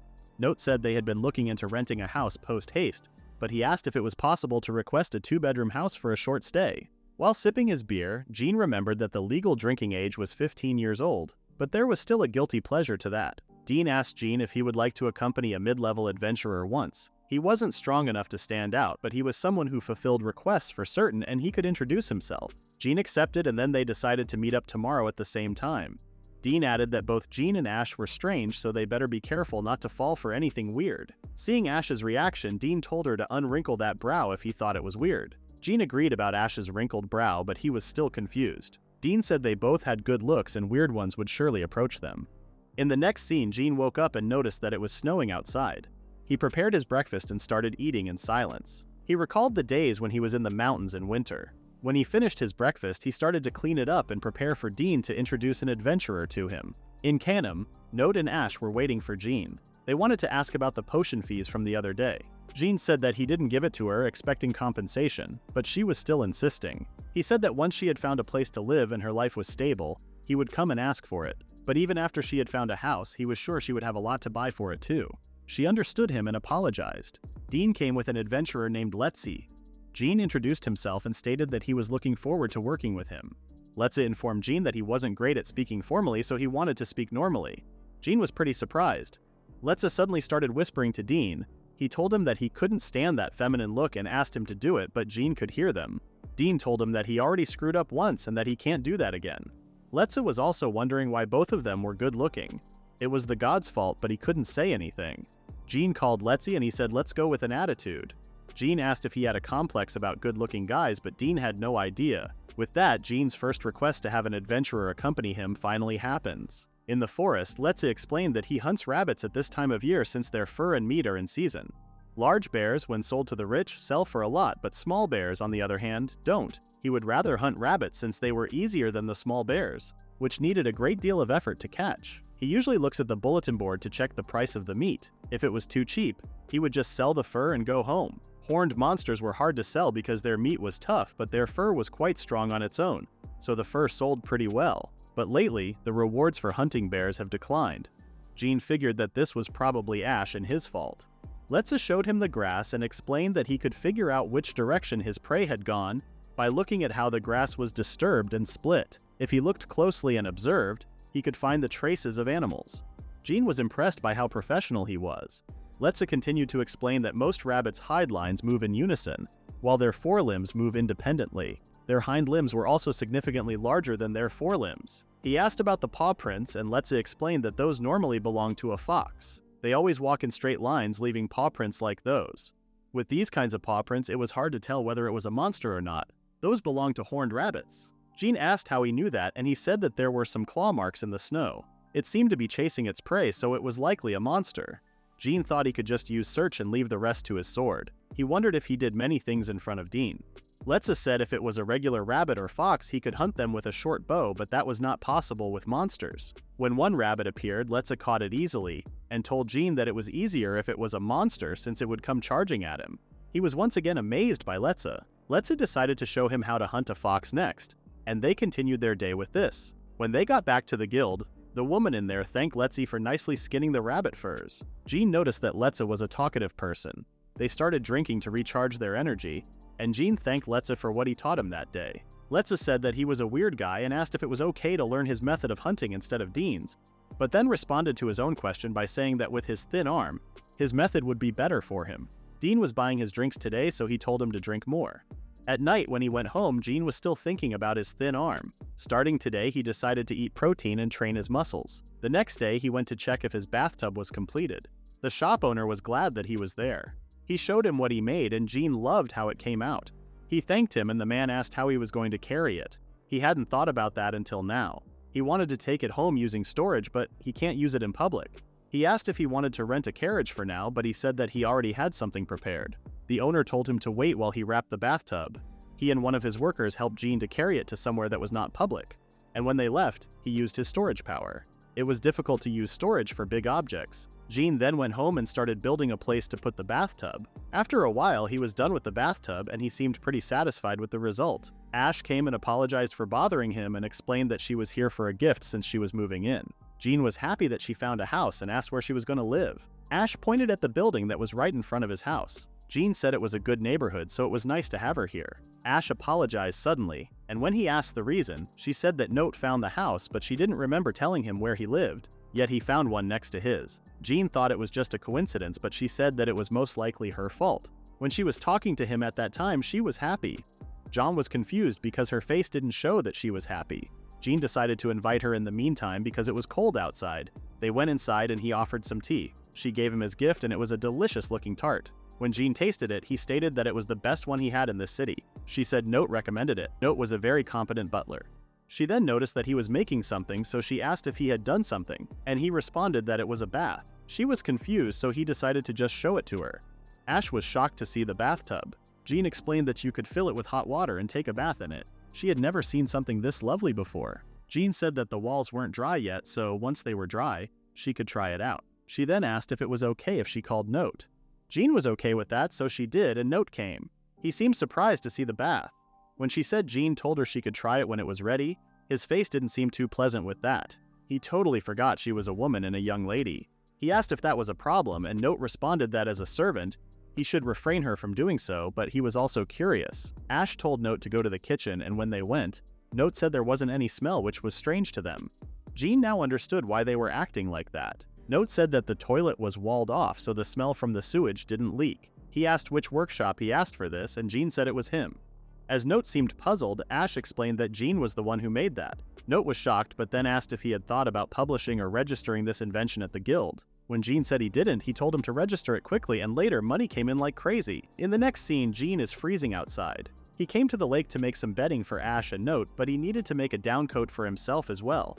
He wanted to go home as soon as possible, so he started right away.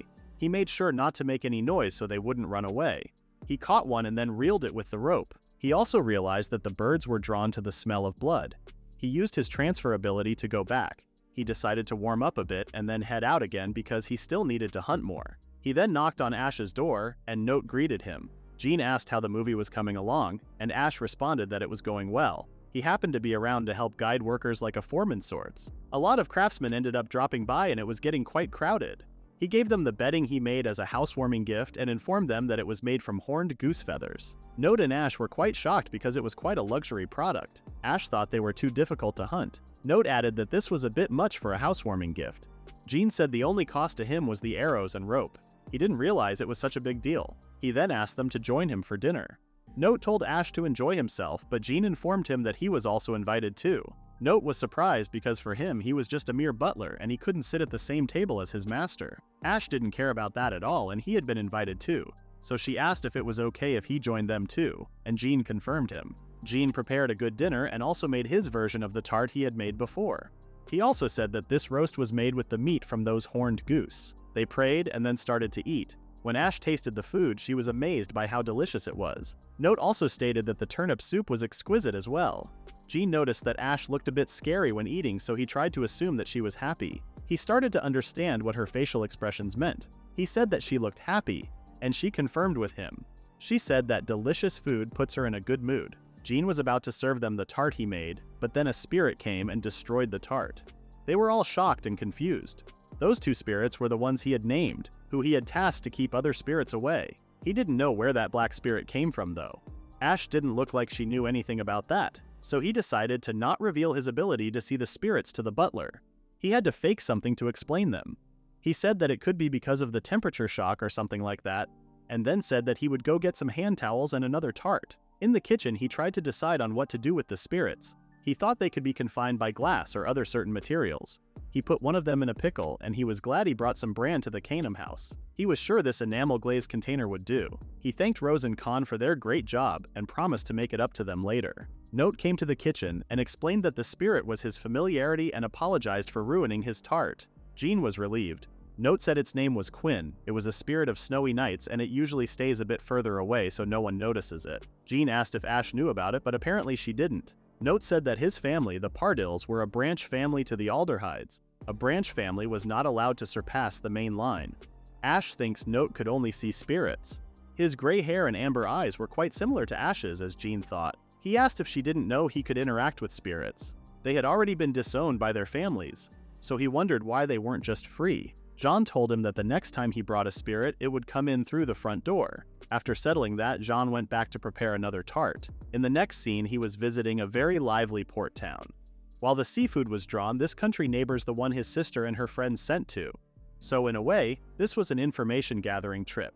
Mishto and the rest were talking about how they were doing whatever they wanted with magic. Spirits who had their energy drained by humans could possess animals as a means of self-preservation. They say monsters were formed from spirits holding grudges. That's why he was there, to see if there had been any change in the environment. He wondered if there had been any news of a hero going wild with magic, but he also wondered how he could find out. He started listening to a customer and a shop owner talking. The customer asked if those Schlimmtus guys were still raiding their fisheries, and the owner confirmed him. He said that some of his boys came home injured as well. They mentioned something about a hero or a saint, but even so, it wasn't like they were benefiting from their existence, and they were just causing trouble for them. While he was listening, a hand reached for Jean's jacket, but he already knew that was coming, so he grabbed the man's hand and his money dropped out of his hand. The man escaped right away after losing the money he just stole, and Jean didn't care about him. He thought about how his sister hadn't changed at all. He decided to get some food and go home. He made fresh oysters, and with appraisal, he could eat without worrying about getting sick. While he was thinking about marinating the leftovers in oil, Rish came. He asked if he wanted to play, but the fish smell from his hands didn't appeal to Rish. The sky was getting dark, so he tried to make it lighter, but he couldn't control his magic, so he was almost burning his eyes. He decided to do some training tomorrow before heading to the guild. The next day, he went to the demon forest area and started his training. He made a fireball to kill a horned rabbit and realized that he was more powerful than he thought he was, which meant that he needed to be able to control this properly. He used various powers such as wind slash and water bullets to kill the rabbits and felt he had improved a lot, but he realized that he had overdone it with hunting. He could probably keep them all in storage. When he entered the guild to check the quest board and see what was in demand, he saw Dean arguing with someone. He wondered what was about and started listening to them. Someone was telling Dean that he didn't see any three-horned monsters at all, and the demon forest was completely deserted of them. Dean said that they only send a survey team once every 2 years, and he didn't care if he didn't find any horned monsters. It wasn't a request, and they were not going to take that risk. Chris, the man arguing with him, threw his fist to the table and told him that 3 horned monsters were formidable beasts and were an indicator of the presence of black-tainted monsters, and if they were too late to see what was going on, they would get much too strong. Jean wondered who he was and tried to remember if the name Chris sounded familiar. Ash came back, and apparently, this Chris guy knew her. He said that he would understand the severity of the situation, but Ash responded that it was up to the guild, not her. Jean then figured that this man could be the other adventurer who would like to help the nobles that Dean didn't want to deal with when he first came to the guild. He sounded like a hassle. Chris saw Jean and asked who he was and called him Evening Twilight. Jean didn't seem to like that expression, but Ash agreed that he was a bit like the knight. Chris introduced himself as the 3-starred silver rank. As they shook hands, Chris asked Jean if he would accompany him on the search for 3-horned monsters. Jean obviously didn't expect himself to get caught up in something weird. Dean interrupted Chris and reminded him that he was the one who wasn't able to find any 3-horned monsters. He was having a hard time holding back his laugh. Chris responded that it was true he didn't see any, but he couldn't stop thinking about this disturbance in the demon forest, so he would stake it all on this intuition of his. Dean asked if he had a hunch, and he responded that it was intuition. He told him to spit it out and asked why he was rushing. He said that they could do it in the spring too. Jean was confused as to why Dean was suddenly so open to the idea. Note approached Jin and informed him that Chris was being possessed by a spirit. There was a possibility that it was an oracle-type spirit and the people around them could not see it, so it was being put down as a feeling of intuition. Jin now figured out everything. People who could actually see spirits were few and far between, so if it seemed like you were the recipient of a spirit's favor, it was taken quite seriously. Sometimes the effect might be more subtle, like being immune to sunburn or perhaps being blessed with greater physical ability. It seemed this blonde Chris could intuit a bit about the future. Contrary to the whole investigation angle, this was just a hunt for three-horned monsters, so Chris would need a silver rank or two, and Dean would end up being called in. Chris knew that Dean owed the guild for the whole business with his sister, so turning down a request from the guild would be bad for him. Dean asked if he was looking to recruit people with experience hunting twin-horned monsters, and he responded that they would only be subjugating a single monster, and they wouldn't be staying in the forest for too long. Considering their town and the neighboring cities, he would like to get gold ranks in this if possible. The atmosphere in the forest was simply not normal. Ash told him to get to the point already. Dean turned to Jin and wanted him to join them for this forest expedition, even though he knew he already owed him one. But Jin refused without thinking. Dean offered him to be a baggage handler and he could just run away if things get dicey. He said that he would like to see what was happening inside the forest, and he didn't intend to force him to do anything. Jin was a little curious, so he accepted his request. Dean was going to ask Ash to join them too because it would be good to have people they knew tag along. If that was the case, Note would join as well and he wouldn't say anything about this. Before he left, Dean said he would like to get out there sooner rather than later, but venturing into the forest through thick snow was not very efficient, so they would wait until spring, and he would send a request via the guild. Jin didn't get too much information from the port city. If his sister was using overwhelming amounts of magic, that could be the reason behind the disturbance in the forest. Both he and his sister had been in this world for a few months now, and he didn't know if he would laugh or cry if his sister's action had affected the environment all the way out to the demon forest. Jin had always hated having to clean up her mess. Tomorrow he decided to go a bit deeper into the demon forest. Tomorrow came and he started looking around at how those spirits were holding up. He used his vision to see them, and they were all there. For the most part, they were the kind of spirits that gathered around his house. There were a few black ones and also a few that looked kind of beaten up. Some of them were getting smaller or even disappearing. He saw a black spirit eating the other one.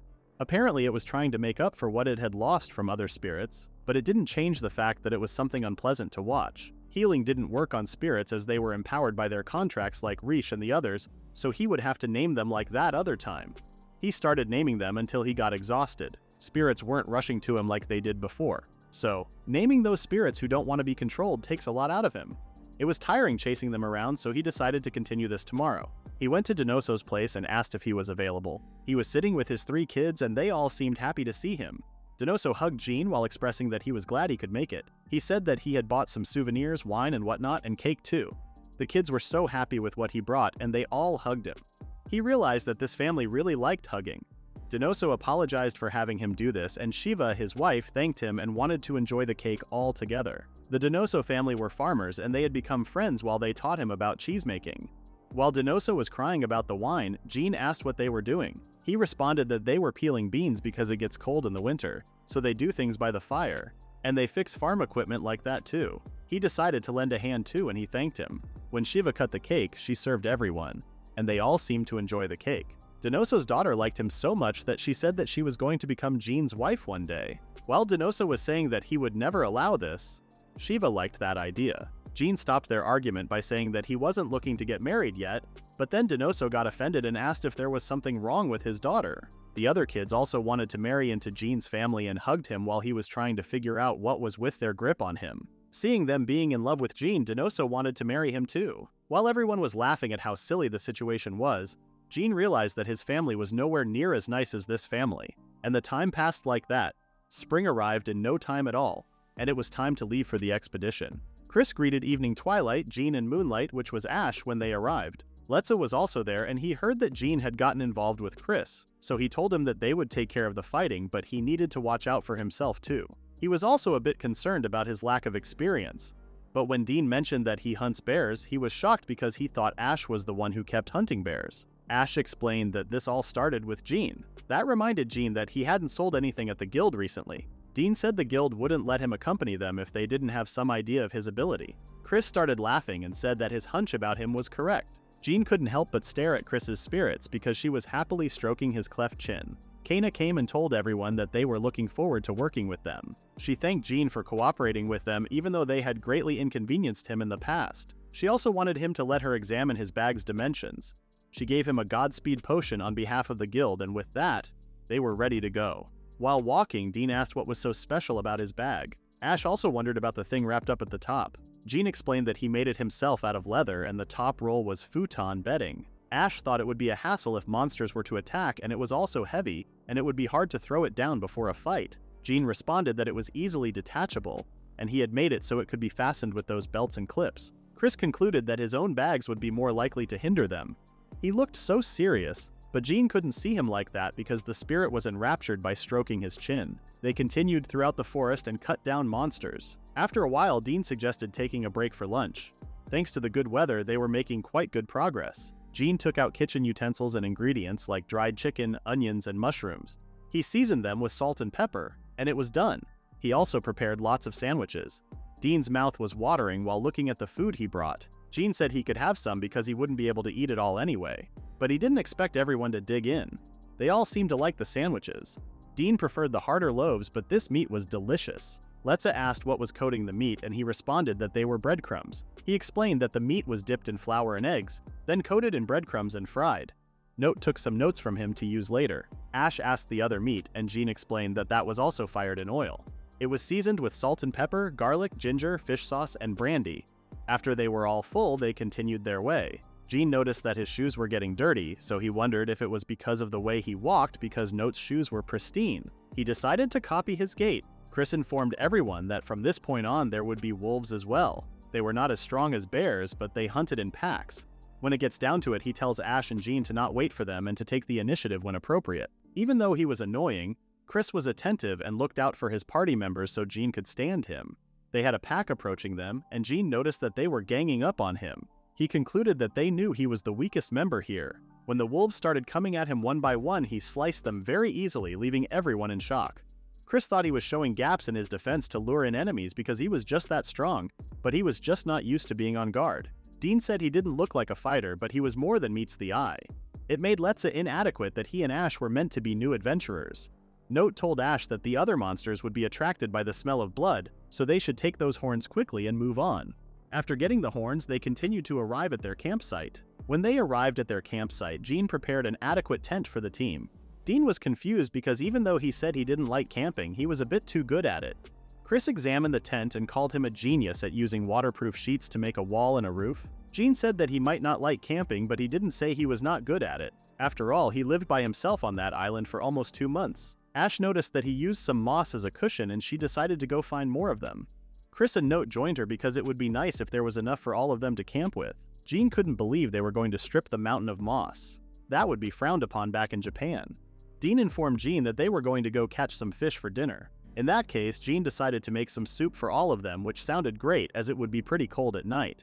Tonight's meal would be tomato soup with shredded meat, chickpeas, and lots of vegetables. He prepared the soup and then got the dough ready. While he was kneading the dough, Dean was confused and thought he was doing some kind of ceremony. Jin got the dough ready and decided to let it rise for a bit so he could make breakfast with that too. When the menu was ready, Chris asked what that one circle food was. Jin explained that it was pizza made with cheese, bacon, and some asparagus that he found in the area. That was his first time hearing about a dish called pizza. Dean thought it was the ritual-like thing he was doing earlier, but he didn't understand what he meant. When he tasted it, he really liked it. Note said it would be delicious with other ingredients too, and Jin responded that tomato sauce would be good too. Note seemed confused, so he wondered if this world had ever seen a tomato yet. He put dried tomatoes in the soup, but they didn't say anything. Chris said he would make a fine wife, and he seemed genuinely upset about that.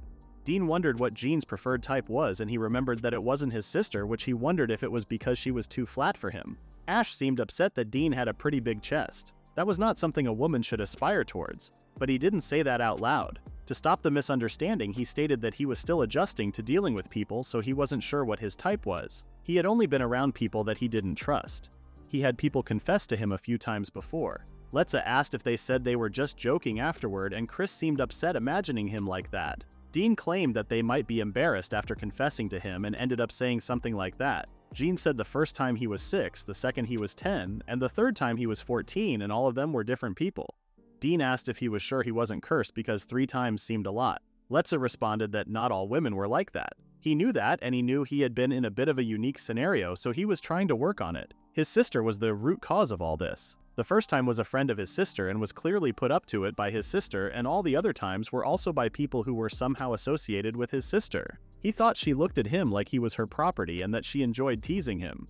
It was a real pain in the ass, so after the second time, he just went along with the act from then on. While Chris was telling Jin to cheer up, it seemed like Ash was the one who should cheer up a little. At night, Jin was watching the stars while drinking his tea. Even though it was spring, it was still quite cold at night. Azu came to his shoulder and then he heard Ash informing him that she would take over the night watch. When Jin offered them some snacks, she thanked him for everything. She said that even that coat was light and comfortable. He responded that he made it for himself as a hobby, and besides, she had already repaid him for the potion. He was confused by her gloomy face and thought she might not like the biscuits he gave her. Suddenly, she told him that he was a nice guy, and she was sure he would be happy. He was confused, but he still thanked her. She continued to say that she was sure those confessions were just a set of pranks that happened to coincide. Jin knew what she was talking about and wondered if she was just trying to make him feel better. He responded that he had met some good people, so he was working on his distrust of people. She said that she was glad to have been part of the process. After confirming her, he informed her that he would let her take care of the rest. While going to his bed, he thought about her. Ash was a bit of a straight shooter, but it was still embarrassing to hear someone compliment you to your face. She was almost the opposite of his sister. She was quite open and honest. While smiling, he decided to get some rest and be ready for tomorrow. In the next scene, Jin prepared another feast for the team, and Letza realized that they were eating better out in the field than they did in the city. It had been a few days since they left, and they had been hunting, scavenging, and slowly making their way deeper in. They still haven't encountered any twin or three-horned monsters. When Ash mentioned that Red Inn would be nice here, Note agreed with her. Jin got confused and wondered if they were talking about red wine. Chris was surprised that he could cook bread in a pot. He had made a black mountain goat liver pate to go with the bread. The liver paste was made with salted water instead of milk to remove some of the gamey smell. It should be high in iron as well as vitamins, which were harder to come by with a more protein-heavy diet out in the field. He was probably the only one who cared about keeping to a healthy diet here. Chris wondered if they were going to sleep by the river tonight, and he responded that they weren't going to sleep there. He just made a steam bath. He explained that while they were out hunting for food, he used some flexible branches to make that, and it was a dome with some sheets over top. He used rocks for a bonfire inside, and when you pour water over those hot stones, you sweat out in this sauna and then jump into the river. Chris was amazed by how unrivaled he was when it came to traveling in comfort. That was indeed a subtle compliment to him. He told him to feel free to use it. When he got outside the tent, the rest of the group seemed curious too. He asked if they would like to use it as well, and they all were willing. They ended up all using the steam bath, and it was quite late now. The sheets needed to be dried, so he would have to sleep without cover tonight. After he hung the sheets, he noticed that there were quite a lot of spirits out, and they seemed to like gathering under the moon. He had asked one of his spirits to help them keep them away from him. He had been noticing more and more black spirits. He would love to name them and take care of the issue, but it would be a problem if anyone saw him. The next day, they continued their way to the forest, and Dean mentioned how great he was feeling after last night's steam bath. Chris agreed and added that they were making better ground than before. Suddenly, the Dean noticed something and told everyone to stop. There was a three-horned lizard in front of them. Forget seeing a twin-horned monster, they were going straight to the three-horned ones now. Those three-horned lizards were quite tenacious. To take one down, they either must go for the spine or the heart. Even so, they should probably stay put until Dean gives them the word. Most of its skin was tougher than a bone. Their best chance at taking it down was aiming for the spine through its throat. Dean told Chris that they would be splitting up. When one of them was on its right and the other was on its left, Dean attacked it and told Chris to attack. Chris successfully defeated the wizard by stabbing its throat just like Dean said. Ash and Note were pretty impressed by their work. Letza was still shaken up even though it went fine. That was only possible in a two-man team. It was hard to learn something from that. Letza said that regardless, three-horned lizards this deep in the forest confirmed that they had definitive proof. They had only been here for a week, and monsters in this area usually don't have horns or have a single horn at most. They had done their job here, and they were quite close to the next campsite. They would head there, then turn around and head back to town. Chris asked Jin if he could help him dismantle that. Letza also noticed that Jin was good at dismantling. He had been practicing his hunting skills. He was still bothered by the black spirits. There were more and more of them, and this area was smaller than the training grounds in the woods, but there were even more spirits present here. He wondered if horned monsters were being possessed by large black spirits. There were a lot of questions to which there was no answer. Jin asked Letza if he had lard left because he was dying to fry some up. Letza had plenty of them, so he said that he would go try and find some wild asparagus while everyone was out hunting. Letza told him to not go too far away from him because if the monsters were hungry, they were quite unpredictable. Jin thanked me for the heads up and continued his way. He saw the last few mushrooms from the winter months. There was a garlic mustard plant as well, so he thought about making pasta tomorrow. He decided to use search to make that easier for him. He used that while dismantling the lizard, but he was going to use it again now just in case. He saw a fox with 2 horns. It was not discouraged by the fire and making a beeline straight for them. He decided to let Letza know about that and went back. Letza said that he had covered it in cedar leaves to mask the smell. He gave Jin to mask his smell too, and once he got this on, they would hide downwind. Jin noticed that the fox was coming at them faster than he expected. He told Letza that it wasn't as tough as a lizard, so he should be able to take it down. Letza was shocked, but it was too late now. He was right in front of the fox and it was going to be one-on-one against this monster. As the fox charged towards him, Jin braced himself and swiftly took it down with ease. Dean arrived on the scene, curious about what had just happened. Letzi mentioned it was a fox, but he wasn't asking that. Letzi explained that Jin took it down, which was shocking. Chris heard that and once again started praising him unnecessarily. Putting aside how amazing Jin was, Dean stated even though they thought it was only lizards, this event proved otherwise. Those kinds of lizards don't particularly like to venture out long distances, but those foxes were different. If it were a 3-horned fox or wolf, they would make their way to town quickly. Chris added that judging by how there was a 3-horned lizard in this area, it was likely that a 3-horned fox could show up as well. And now they had also seen a twin-horned fox. They cannot afford to take their time leisurely getting back to town, so Dean tells everyone that they are going to head back first thing in the morning. After settling that, Jin started cooking dinner. He was surprised that they willingly went out of their way and hunt birds because they liked the fried chicken he made. Letza mentioned that over this past week he had eaten better than when in the city. They spent their evening like that and went to sleep. There weren't any incidents on the way home and the expedition was over. Korea thanked them for their hard work and told them to follow her to the guild so they could give their reports. Jin was looking forward to going to his home, so he asked Note and Ash if they could bring his share of the reward later. Ash accepted but wondered why he was rushing. He said that he wanted to go home and prepare a bath, and he told her that she could drop by later to bathe as well if she would like. Dean overheard them and asked him if he was heading off. He told him that they could talk about spirits later. Jin went back home and prepared the fireplace.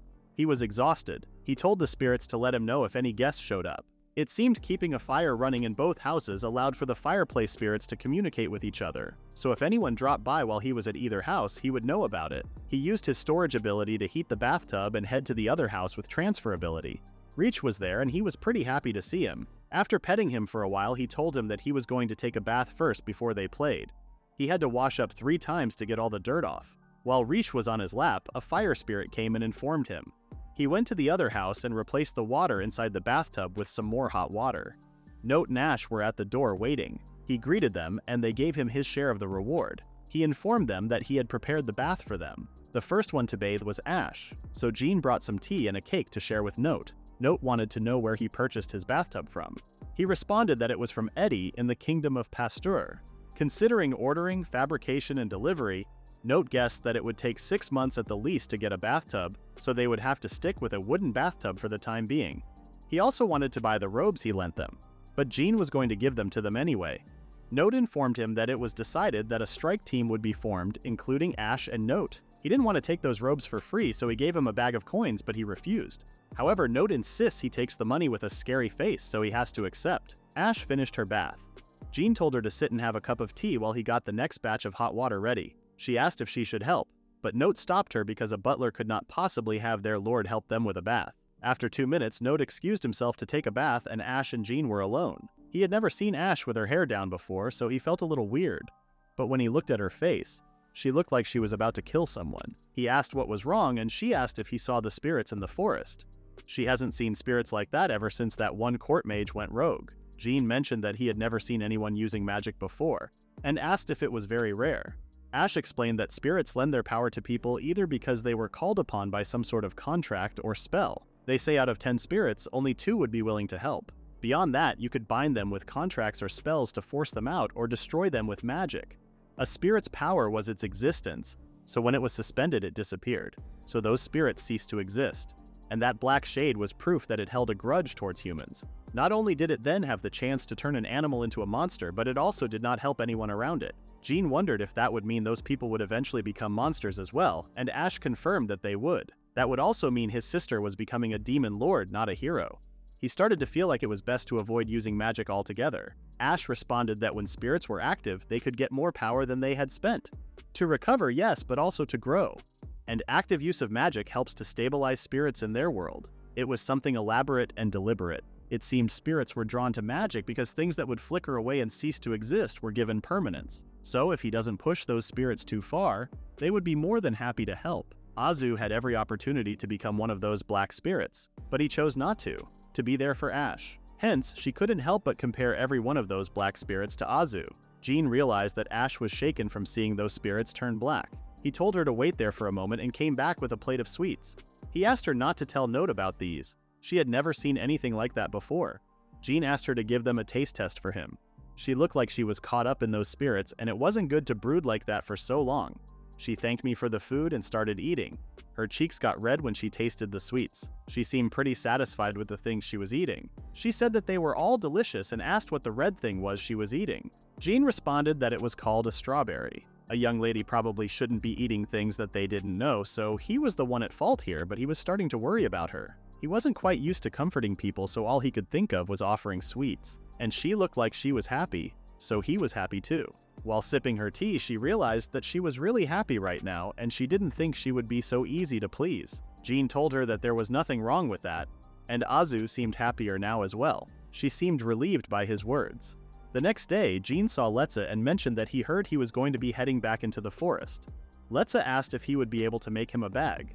Letza heard he did that for Dean and Chris as well, so he wanted to have it too. Letza mentioned that there was a good chance it would get stolen if it stood out too much. While Jin was taking his body measurements, he explained that this time, silver ranks would be forced to participate, and unless they were on important business or injured, the iron ranks had been summoned to help out as well. If you join those hunts, you will usually earn a star or two for your rank. What Jin understood from what he said was that there were a bunch of iron ranks that were strong enough but might not have the stars to rank up, which sounded like a good deal. He thought you could just get stars for completing the request. Letzi explained that stars were for guild work, community service, and that kind of thing. Poor behavior hurts your chances of getting stars. He would never know who would sign up to complete a request. They were just small fries after all. According to Letza, the way you earn stars depends on your rank. As a bronze rank, he already had enough stars to attempt the rank-up exam after completing the delivery of a few potions. Letza heard that bronze ranks could join if they were recommended by a higher rank. Jean, Hard, Ash, and Note were taking part in Chris's recommendation. He was not going to participate in that.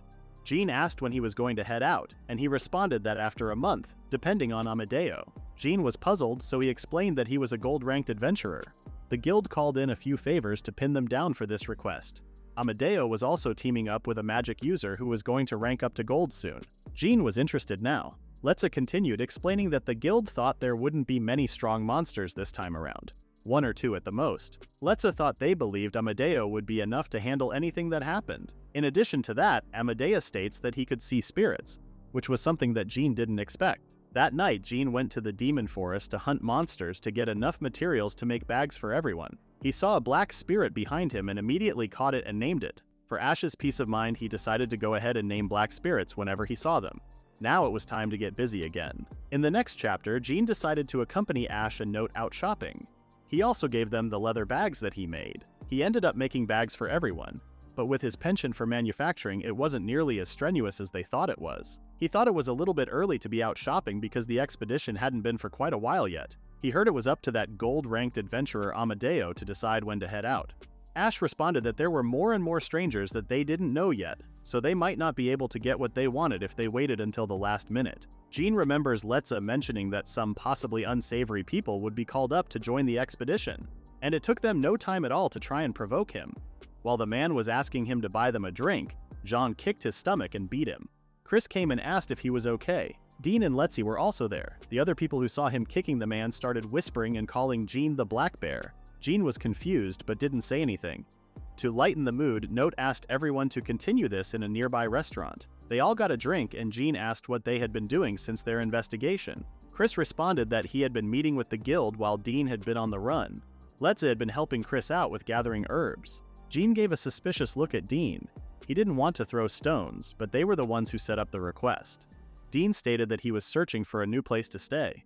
Chris asked if he was moving out and he responded that he was staying with his sister, but they started living a bit more frugally because he was spoiling her too much. But now their mother had gotten involved and was taking complete control. The guild was drilling the basics into her again, and it wasn't a good thing for him to be around her to rely on. As he was explaining that Ash was completely unfazed and only thought about hunting bears. This made him wonder what that was earlier about a black bear. Dean explained that they were talking about him and Ash, who were strong like bears. Note mentioned that some people get the two of them mixed up. Gene would have preferred to be called a wolf. Meanwhile, Chris was saying that a bear hardly fit his iris-like appearance. Dean mentioned that when it comes to wolves, it had got to be the king of wolves, Balmor. He would be crazy to want a wolf moniker. Gene didn't know who Balmor was, so Chris said he was a legendary adventurer, and he had been out of the adventure scene for quite a while even though his name was still renowned. He understood that Dean was quite a fan of his. Dean didn't disagree with that claim. He said that he became an adventurer because of Balmor. The fact that he became an adventurer for a pretty whimsical reason amazed Gene because he even made it to the silver ranks. He then remembered to give them their bags and they all thanked him. Dean was shocked that even the inside of the bag was made of leather, which would make it very expensive. Note brought money along, but it wasn't enough. Gene told them to just buy him a drink after they got back from the expedition. They promised to get him a keg for that. They arranged to have a little party when they got back from the expedition, and with that, Gene toasted for everyone's safety. After a while, Gene, Ash, Note, and Letza were the first to head out while Chris and Dean decided to drink a bit more. Gene asked Letza if he was heading in the same direction as them, and he responded that he was renting a room that was near the forest because it was cheap, but it seemed the rent was going to go up soon. The landlord wanted to do those toiled works that were all the rage right now. Ash's and Note's glared directly at Gene after that. They started talking like a salesman to convince Letza. The next morning, Gene woke up from his sleep, and while eating his breakfast, he decided to head deeper into the woods today. He used his transfer magic and arrived at the forest. It was time for another day of catching and naming black spirits. At least he was getting the hang of that, so it was easier. The expedition force would be passing by close to that area, so he wanted to see how Amadeo's companion used magic. He decided to ask those spirits to keep him updated on how the expedition force went. After that, he headed a little bit deeper. The map that the gods gave him cuts off at the east side of the demon forest. It seemed like it was a place that was without spirits, or at least was beyond the reach of the gods who he had made acquaintances with. The first thing he encountered was a three-horned monster. He used his all-kill blade and slashed the boar. He decided to have a wild boar hot pot later and store the boar. He then noticed some wild asparagus shoots and started gathering some for himself, Ash, and Note. Suddenly he felt something behind him, and when he looked, it was a snow leopard. Even though he was surprised and nervous to see one, he stayed calm. He noticed that it looked like it was trying to tell him something. A deer appeared right next to it and told him that the leopard had a favor to ask. It would like him to form a contract with Mazil. He had so many questions in his head. They weren't spirits because they had a horn, but they didn't have any black shadows, so it was confusing. He asked who Mazil and the deer were and stated that it was their friend. That was not much to go off of, so he asked if Mazil was on the verge of becoming a black spirit. The deer once again translated what the leopard said, and it said that in exchange it would form a sanctuary for him in any part of those woods he wanted. Sanctuary was a place that would repel hostility, like monsters or black spirits. He asked where it wanted him to go, and it told him to take a ride with the deer. The moment he sat on the deer, it started running like crazy. The speed was so intense that he couldn't even see where they were going. After a while, the deer stopped, making him fall to the ground. While he was trying to put himself together, the deer stated that Maisel was there. A sad little cute pony appeared behind a rock and asked why they brought a human there. Gene figured out that Ma was the name of the snow leopard. He noticed that the wound on its shoulder was starting to turn it into a black spirit, so he got closer to it and asked what was his name. He stated that he was going to form a contract with him. A named spirit must speak its original name to the contractor for a contract to be formed. Sometimes an entirely new name could be granted, like the spirits who gathered at his house, but he heard that some attachments to their existing names make them stronger. But Mazil didn't seem like it wanted to form a contract with him. It was clear that this one was a little bit stubborn. While it was stated that forming a contract with a human would be like tying a noose around its neck, Gene knocked it down with a single move and asked its name once again. It was still insulting to him, but Gene insisted on his question. It gave up and ended up telling its name. Gene suggested a deal to him. The contract sounded doable, so he let him name him. That drained a lot of his magic. Gene informed the deer and the leopard that he completed their request. The deer stated that it was a little excessive. He asked if the sanctuary could be put in a place that was scenic and easily accessible to spirits, like a big tree and decent undergrowth, like a spring. The leopard told him to go with the deer again, and Mazil mentioned that he never thought he would see a human ride Canele, the deer. John preferred a more comfortable ride, but that was all he got. It started running at an incredible speed again and dropped him off when they arrived. They took him to the place where they would create the sanctuary, and it was even better than he had hoped it would be.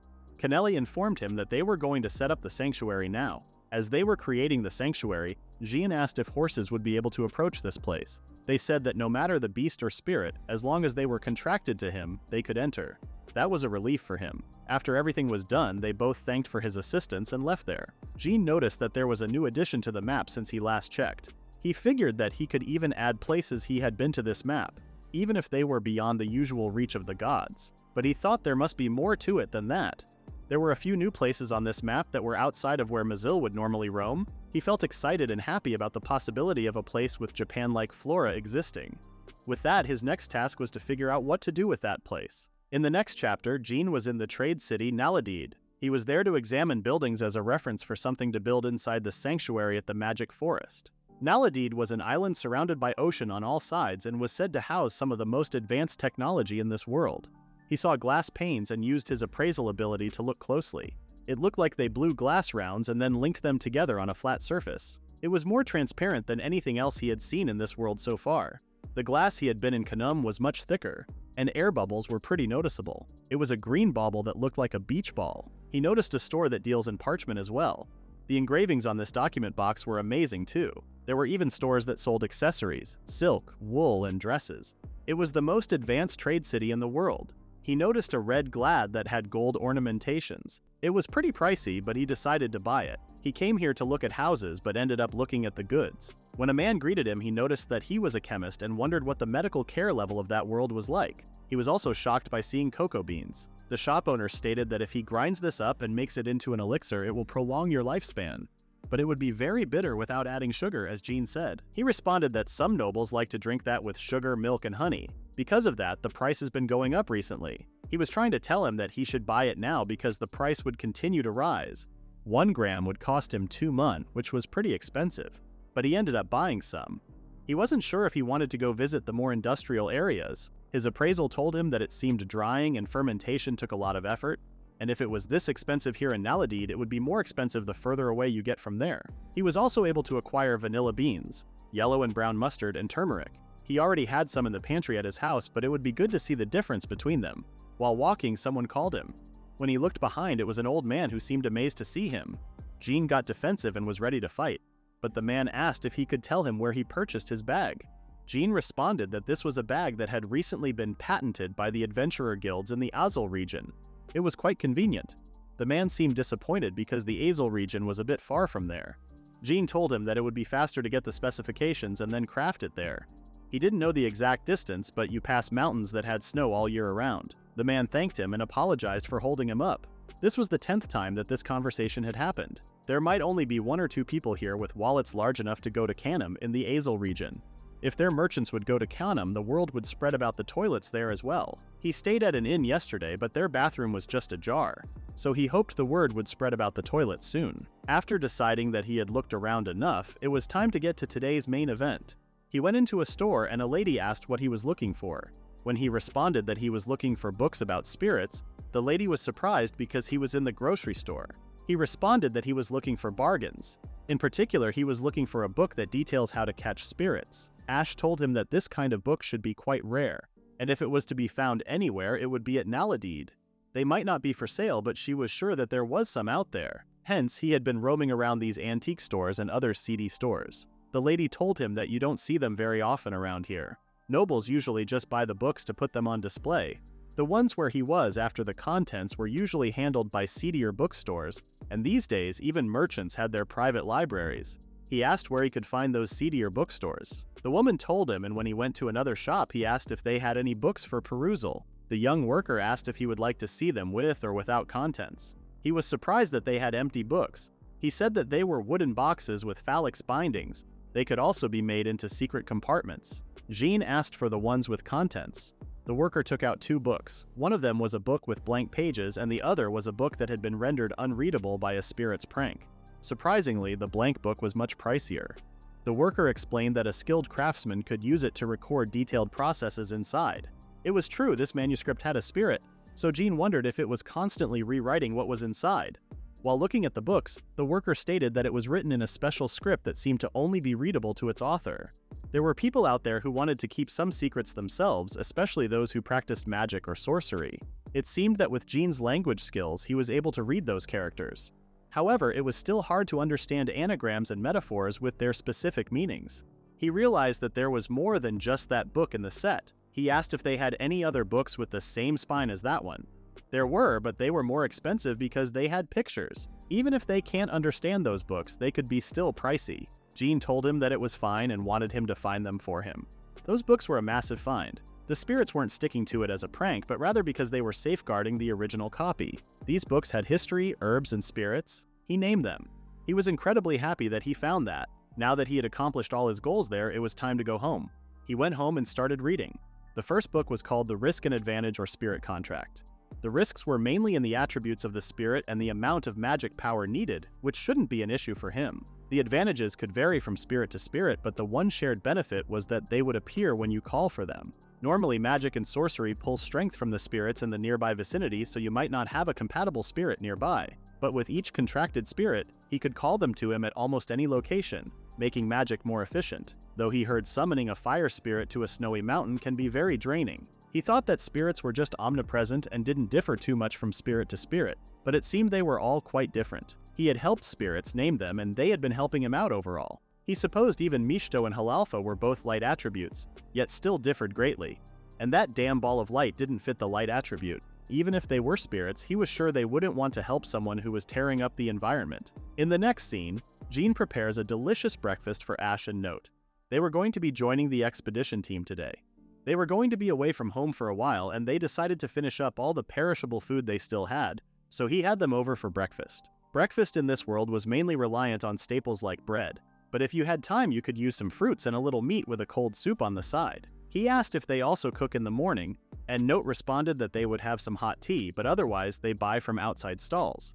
Many people go to work as soon as the sun rises, so they usually don't start a fire to save on firewood costs.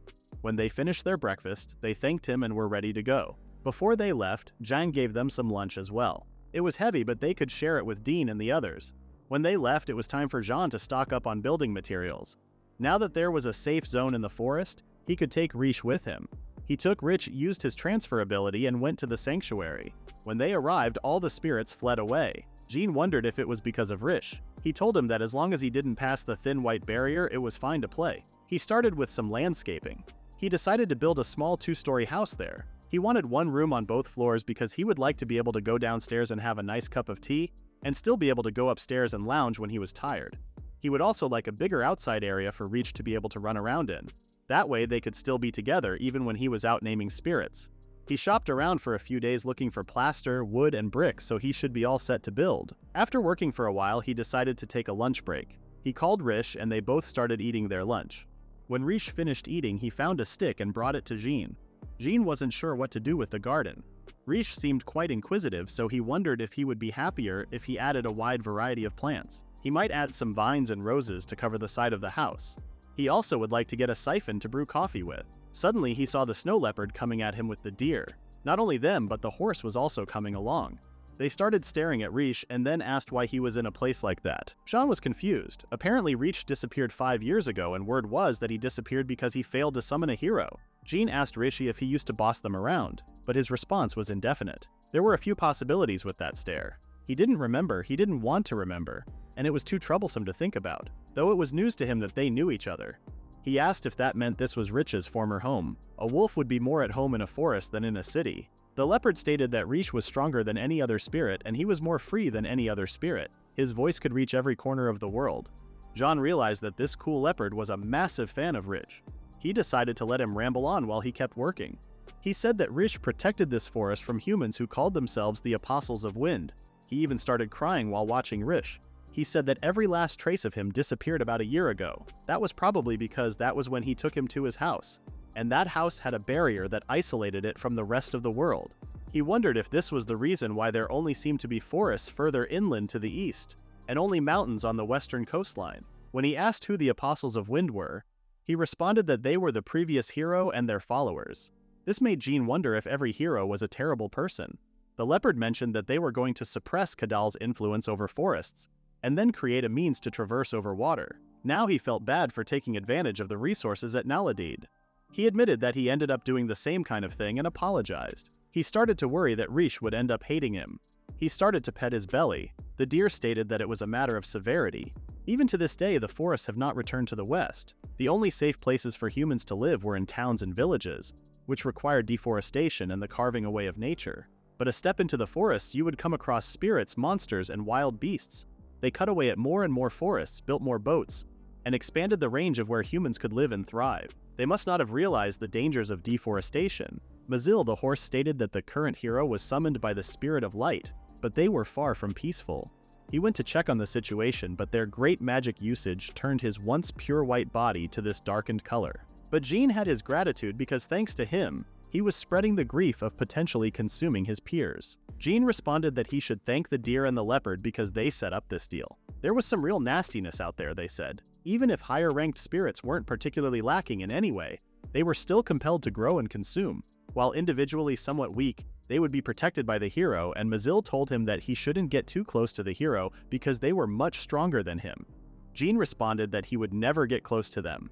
He had no regrets for asking for his food pantry, but he might have to get a bit more serious and become stronger. Cooking, craftsmanship, and the other gifts from the gods made him stronger, but they were not enough. He had to know how to fight. He asked Mazil if he knew anything about Rich. While he wasn't sure about how it worked, that map was given to him by the gods who protected and saved him. He believed what was shown on it was the extent of the power of these gods and any contracted spirits. And if that's the case, that may mean that Rich's influence on these forests is now quite low. Mazil didn't know any details, but the leopard kept saying that Rich was braver and wiser than any other spirit. In the next scene, Jin goes home and prepares his dinner.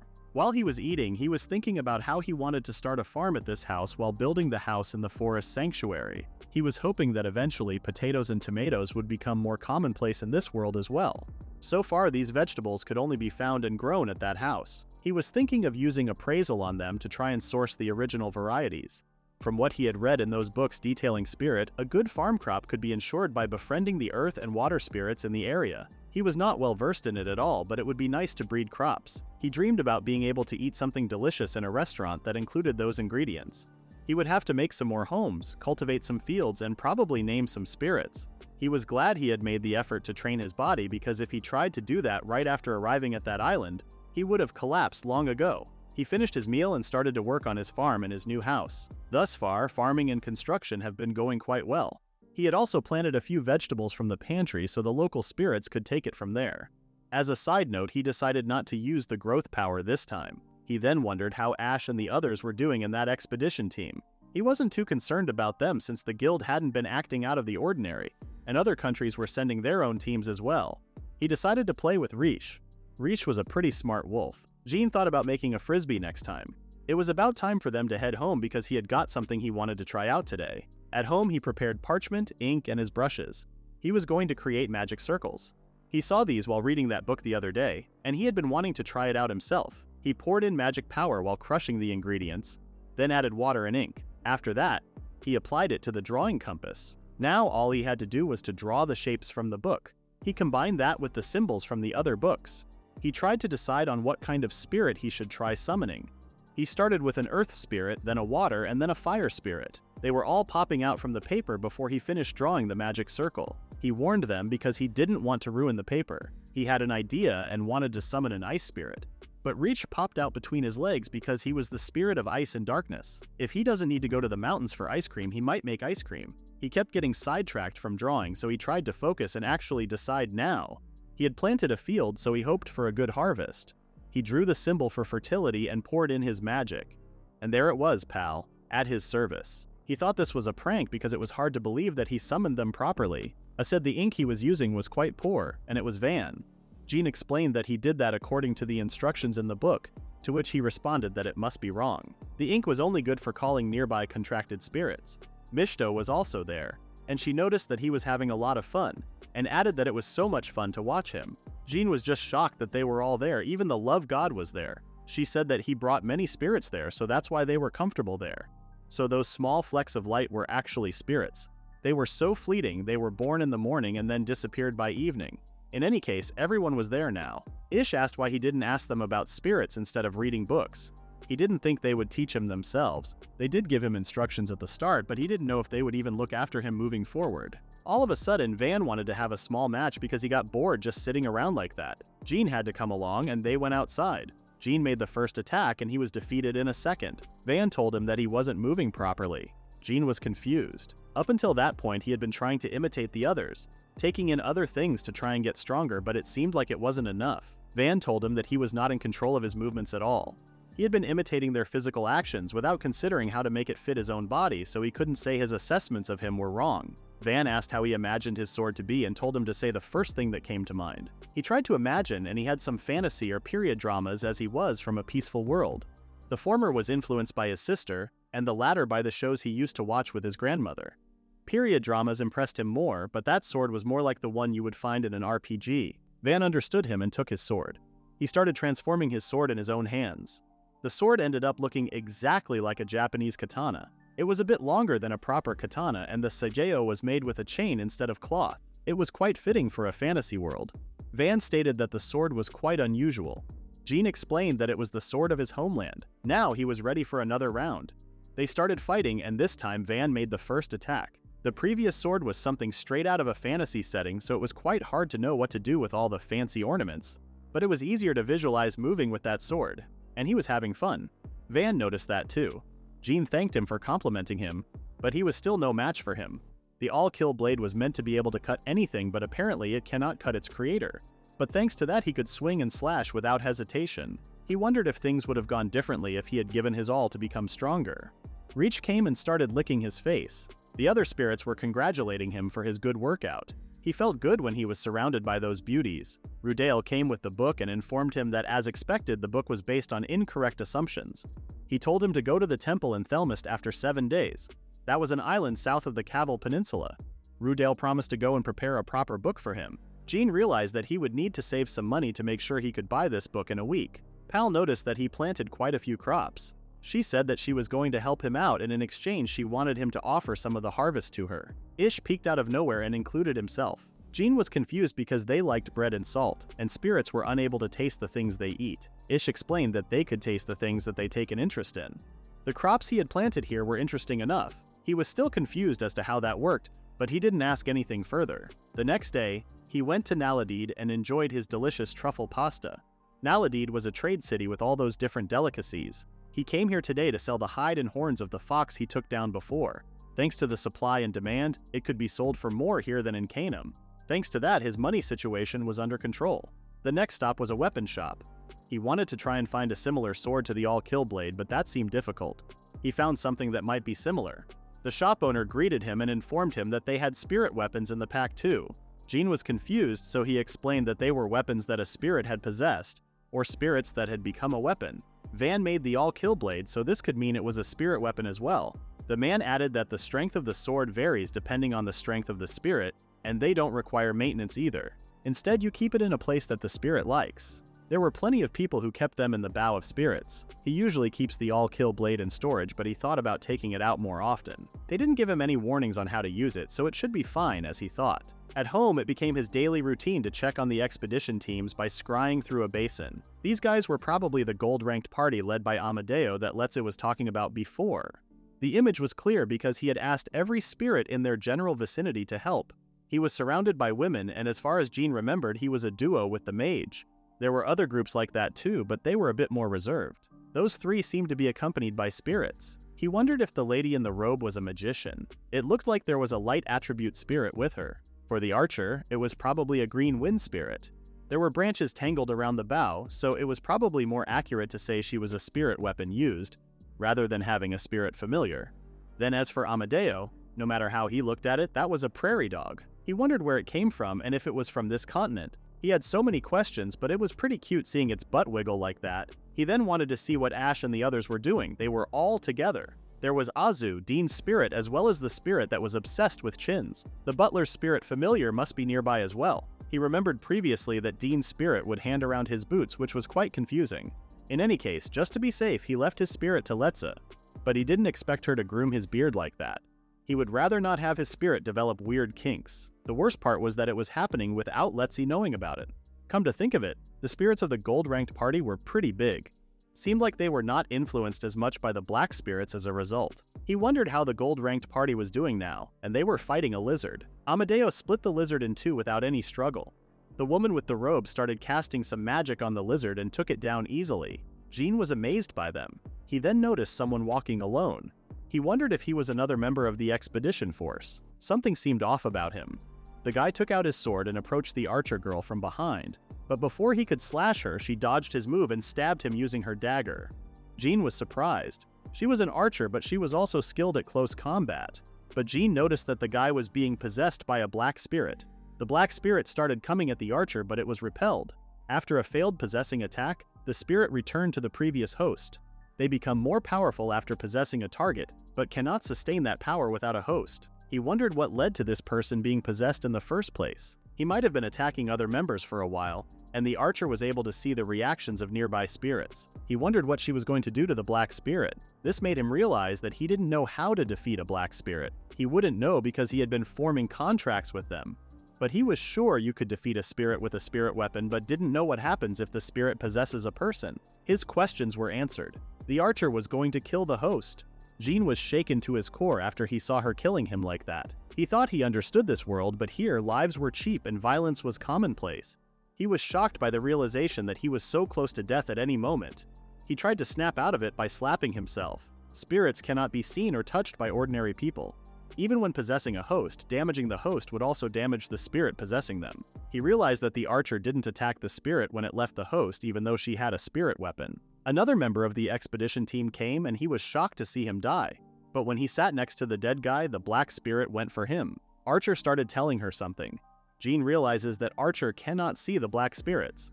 In the first place, there may be different ways of seeing spirits. It may just be a color blur. Or maybe you could only see a certain type of spirit. This was his first time seeing a spirit possess a human. It was protruding from his body. He wondered if it was because it was just starting to possess him. He also wondered if the other two members of the gold-ranked party could see spirits. Letza said that Amadeo could see them, but it was likely very difficult to see a spirit that was possessed by another person.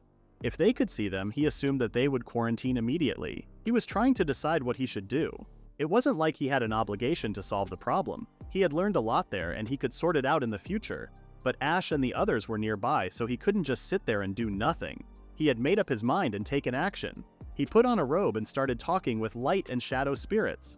He asked them to make the shadows darker near his face, so people couldn't see who he was, then asked them to lift him about 10 centimeters above the ground. Also, he told them to keep his hood in place so his feet weren't seen. Now that he was ready, it was time to head out there.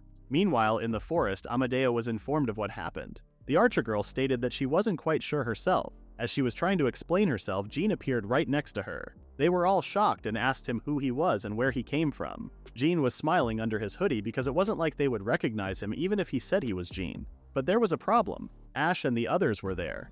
He just hoped that they didn't recognize him when his face was obscured by the robe. He told spirits to change his voice and responded that he was there for the thing inside that person. It was the guy who had black spirit in him. As he was trying to understand what was going on, Jean put his hands on him and realized that his fingers were going inside the body. He assumed that he was just imagining things. With one move, he took out the black spirit. The magician woman asked if he was being possessed, but it was the dead guy who was acting strangely. Before he responded, he noticed that the man was still alive. He started to use his healing ability to save him. As he opened his eyes, they were all shocked because that was a miracle.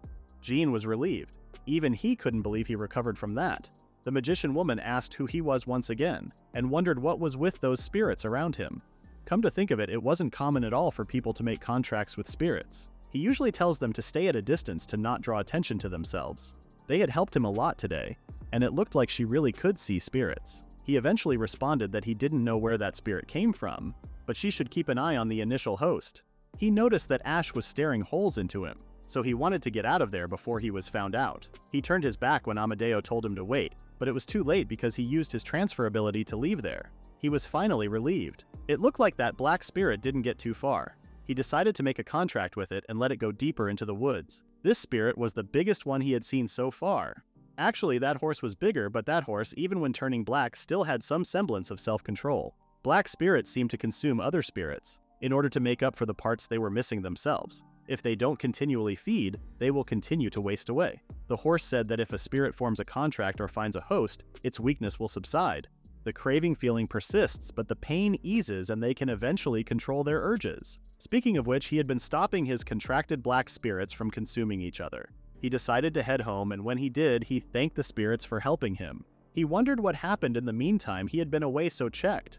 He was surprised to see them prostrating because they were the ones who almost killed them. He supposed he was being possessed, so they made the first move on the archer. He decided to ask Ash and the others once they got back. Just asking how it went should be natural enough. In the next scene, we see Denoso freaking out.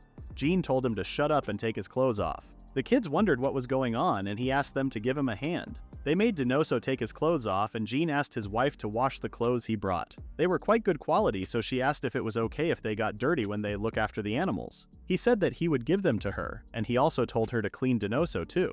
Denoso was puzzled as to why he was there, and why he was the only one like that. Shiva didn't even bother him and promised to scrub him clean over at the well. When they left, he started. He was there at the Denoso house today for a reason. He had been observing and studying carpenters and masons the last few days. The more he saw, the more unsanitary it became, and he just had to do something about it. It was common to see filth on the streets. That was the reason why there were steps at the front door, to stop it from seeping under the door on rainy days.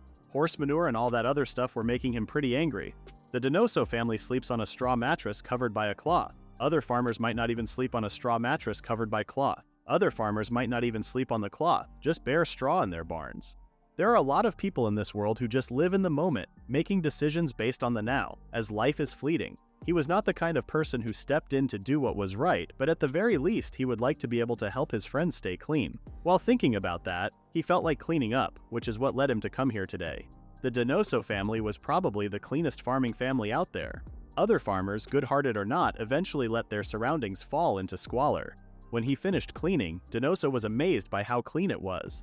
The only thing left was the repair of the shutters. Denoso said he would take care of that tomorrow and he asked him to stay for tea. They told the kids to get a few eggs and clean up the quail. While playing cards, Denoso asked if he liked cleaning. When Jin responded that he didn't enjoy it at all, Denoso wondered why he did all that. He said that there were some places that he could not stand being unsanitary, so he went there on a whim to clean up. This sounded a little mean. Shiva came after preparing a good meal. When Jin asked what it was, they said that it was porotur with quail and leeks, which was Shiva's signature dish. These leeks had absorbed all that flavor. He used his appraisal ability to see the details. He decided to try and add this to his recipe repertoire. They all started eating. The Denoso family was the embodiment of what Zhang considered to be the ideal family. One day he wanted to have a warm family scene just like that one. But this dream seemed pretty impossible for him.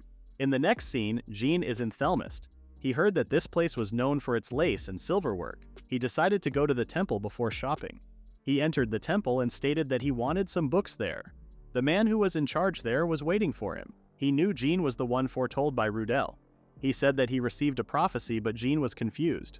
Rudel said it to his face, so he assumed that counted as a prophecy. The old man leads him to a stone statue of Rudel. He suddenly opened a secret door, and a little boy appeared. They looked like Rudel, but slightly different. Jin was so puzzled by what he was seeing. He wanted to take a closer look and noticed that he was not holding a candlelight. They were light emitted from small spirits. He figured that the kid was also a spirit. To be able to create the illusion of a flame when it didn't exist requires substantial power. The boy started walking and he just tagged along. He was very excited to be in a hidden passageway to a secret area. They entered a big library and the boy asked if he was looking for books about summoning spirits. He said that he did, but he would also like to know about how this place came to be. The little Rudel gave him a book and told him that it had information on this place and how to navigate it. He showed him another room that had a table and a chair and left. Without waiting any longer, he started reading the book. Long ago, one of the southern kingdoms had a book-crazed emperor who would confiscate and hoard books from any merchants. Their library was even attacked by monsters and a dragon, but Rudel transferred the library there to save the books from burning. And thus that spirit became the keeper of this library. He noticed something that surprised him.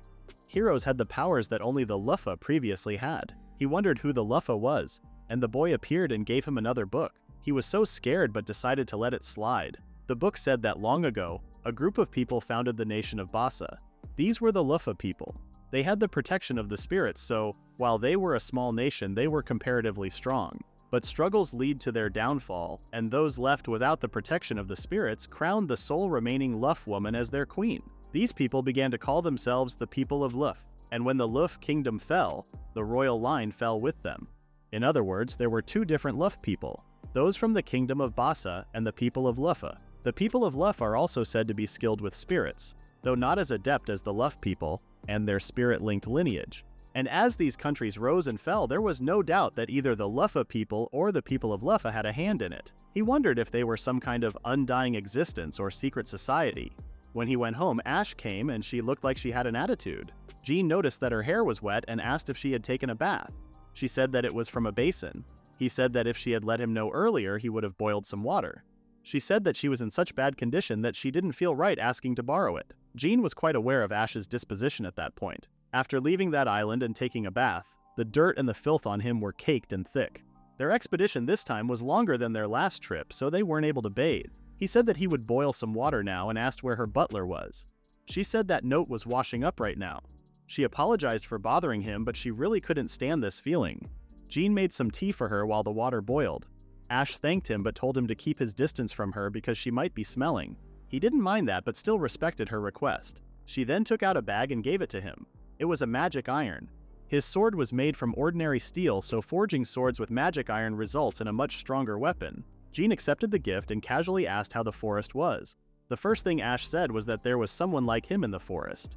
Jin asked what kind of person they were with an unsteady voice. She explained that he had spirits with him and then he grabbed that spirit. They were so kind. Jin was flattered. Ash said that that wasn't the only similarity. They didn't seem to have a dominant element. That was actually because the spirits were concealing him through that robe.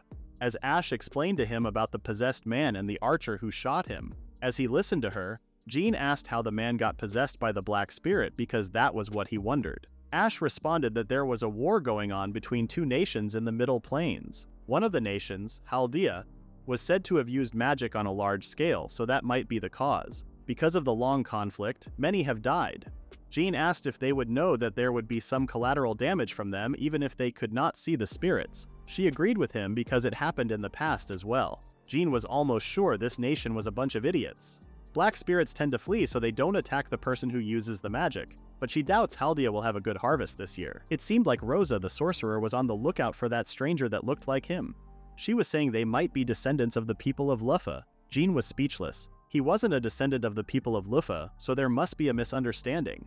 Note came and brought some firewood. He thanked him because even most nobles wouldn't even have access to amenities like he did. He was amazed that this soap didn't have a gamey smell. Jin said that once Ash was finished, he could take a nice long soak and in the meantime, they could bake something to eat after. They had time, so he thought about what to bake. Jin asked about the Luff-esque person out in the forest. Note responded that they had heard rumors that a hero had been summoned in the distant kingdom. He supposed the kingdom wanted to find them as a countermeasure to the hero. He had thought of it a flight of fancy to think that the people of Luf were still living in this world, but they had hit something of a lucky stake there. That was completely wrong. Jin asked if he was going to stay away from the guild for a while, and he confirmed him. He said that if they asked Ash to assist them, they would be put in an awkward position.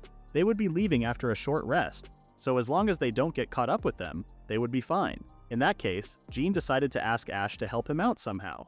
She prioritizes requests made to her first after all. He wondered if he should make himself known and say he wasn't a descendant of the Luff people, but decided to think about that later. Now it was time to bake. He cooked slowly, turning often so it didn't burn on one side. Ash started peeking from the door, and when he noticed her, she asked what he was making. He said that he was making castella pancakes and a meat pie. Ash's eyes sparkled after hearing pancakes.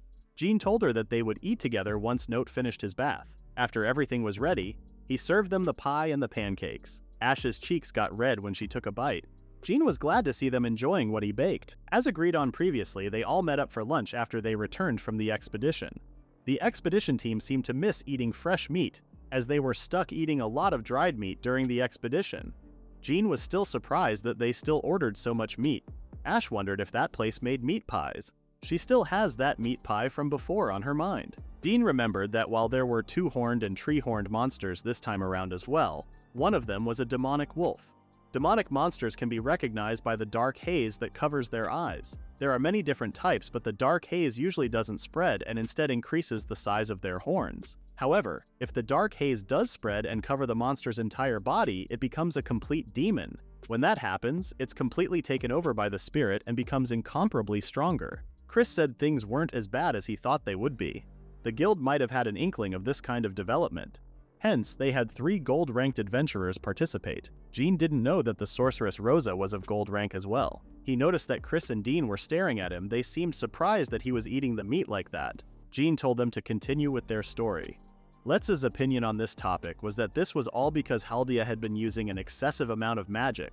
Rosa and the other two were talking about a hero being summoned in Shumtas. It seemed like Amadeo was planning to head out again and wanted to gather a bunch of adventurer parties. It had been a while since the last time a large expedition force was formed. Note asked if Amadeo asked them to join them, and Jin responded that he did, but he declined because he thought their person was a ladies' clash. Dean asked Chris, and he said that as a knight he could not possibly turn down the requests of a beautiful person in need of aid. Plus, it was better to be the head of a dog than the tail of a lion. Dean asked Ash, and she turned him down too. Jin was glad he discussed this with Note the other day. Letzi didn't even get an invite at all. Jin stated that this just meant they didn't have a good eye for people. He laughed it out, but Jin meant that. He thought he was just choosing people who had spirits accompanying them. Dean mentioned that with Amadeo's cronies it gets a bit messy. He asked if they found out that he turned down his invitation, and he responded that he might have to go regardless. They just told him to stay safe out there. Chris asked Jin if he would accompany them, and he said that he didn't want to camp outside so he was not going. Letza mentioned that the guild gifted a few of his bags to the gold-ranked party and they were very well received. Orders were flooding in. Jin was happy to hear that. After their lunch with the others, Jin went to ask if there were any houses for sale at the back of the Fox. The back of the Fox was the name given to the street where both he and Ash were staying. The butler recently mentioned that one of the lots had become vacant. The woman asked if he was currently renting and he said that he did, and he wanted to know about the people in the neighborhood before committing to buying a house. She asked him to wait for a moment and left somewhere. Jin was confused because he was just asking on a whim. She returned with lots of books and asked if he would be interested in buying one of those houses. Jin thought he had to be silver ranked or higher to purchase a house. She responded that both the Commercial Guild and the Apothecary Guild had vouched for him. That means they trust him if he does a lot of business with them. She said that he could buy the house as it is now, or he could go for a house that was a bit nicer. He was very happy with the house he was staying in, so if he could afford it, he would take it. She mentioned that a house at the back of the Fox was also available. It was owned by a guild and they were planning to put it on the market once the expedition ended. That made sense. Right now people are concerned about safety from monsters, so a house near the outer walls wouldn't sell. She also mentioned that there were rumors that the gold-ranked adventurer Amadeo was looking for someone. It was looking more and more likely that he would stay in town even after the expedition was over, so it was possible they would acquire it for their retinue. Jin was annoyed, so he took that house as well. He would just renovate it and then lease it out to a more permanent resident. And just like that, he purchased 2 houses. While walking out, he was thinking about what kind of renovations he should do. He came across Letzi and asked what he was doing there and if he hadn't gone along with the expedition force. He responded that the majority of them were from out of town, so he was sitting this one out. Mr. Gold's rank was a bit of a nuisance, but Letzi joked that he should be thankful that he was taking care of those monsters. He said that Dean and Chris had been pulled along, and Ash was out hunting bears.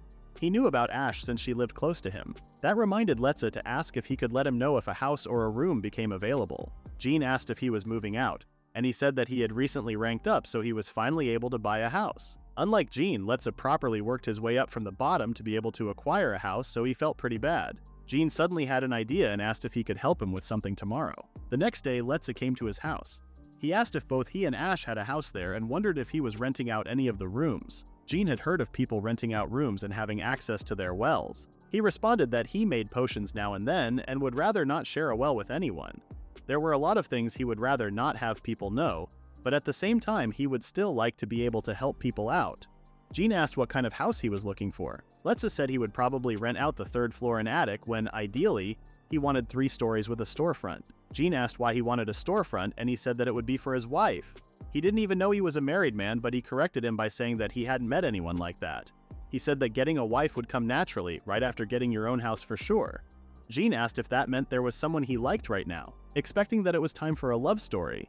But Letza responded that if he was to spend time searching for a partner, he wouldn't have time for work. Jin took a break and prepared lunch for both of them. Letza liked the food and wondered what that faint sourness was. When Jin said it was tomatoes and olives, he asked what a tomato was. He forgot that he hadn't found any tomatoes in this world. Jin told Letza that he shouldn't just eat stuff without asking what was in it first, but he responded that if it was him who made it, then it was fine. Jin was flattered, but it made him feel a bit shy. The topic changed and Letza asked if he thought they were going to cause trouble. Jin responded that getting too involved with the gold ranks and their followers was sure to bring about trouble.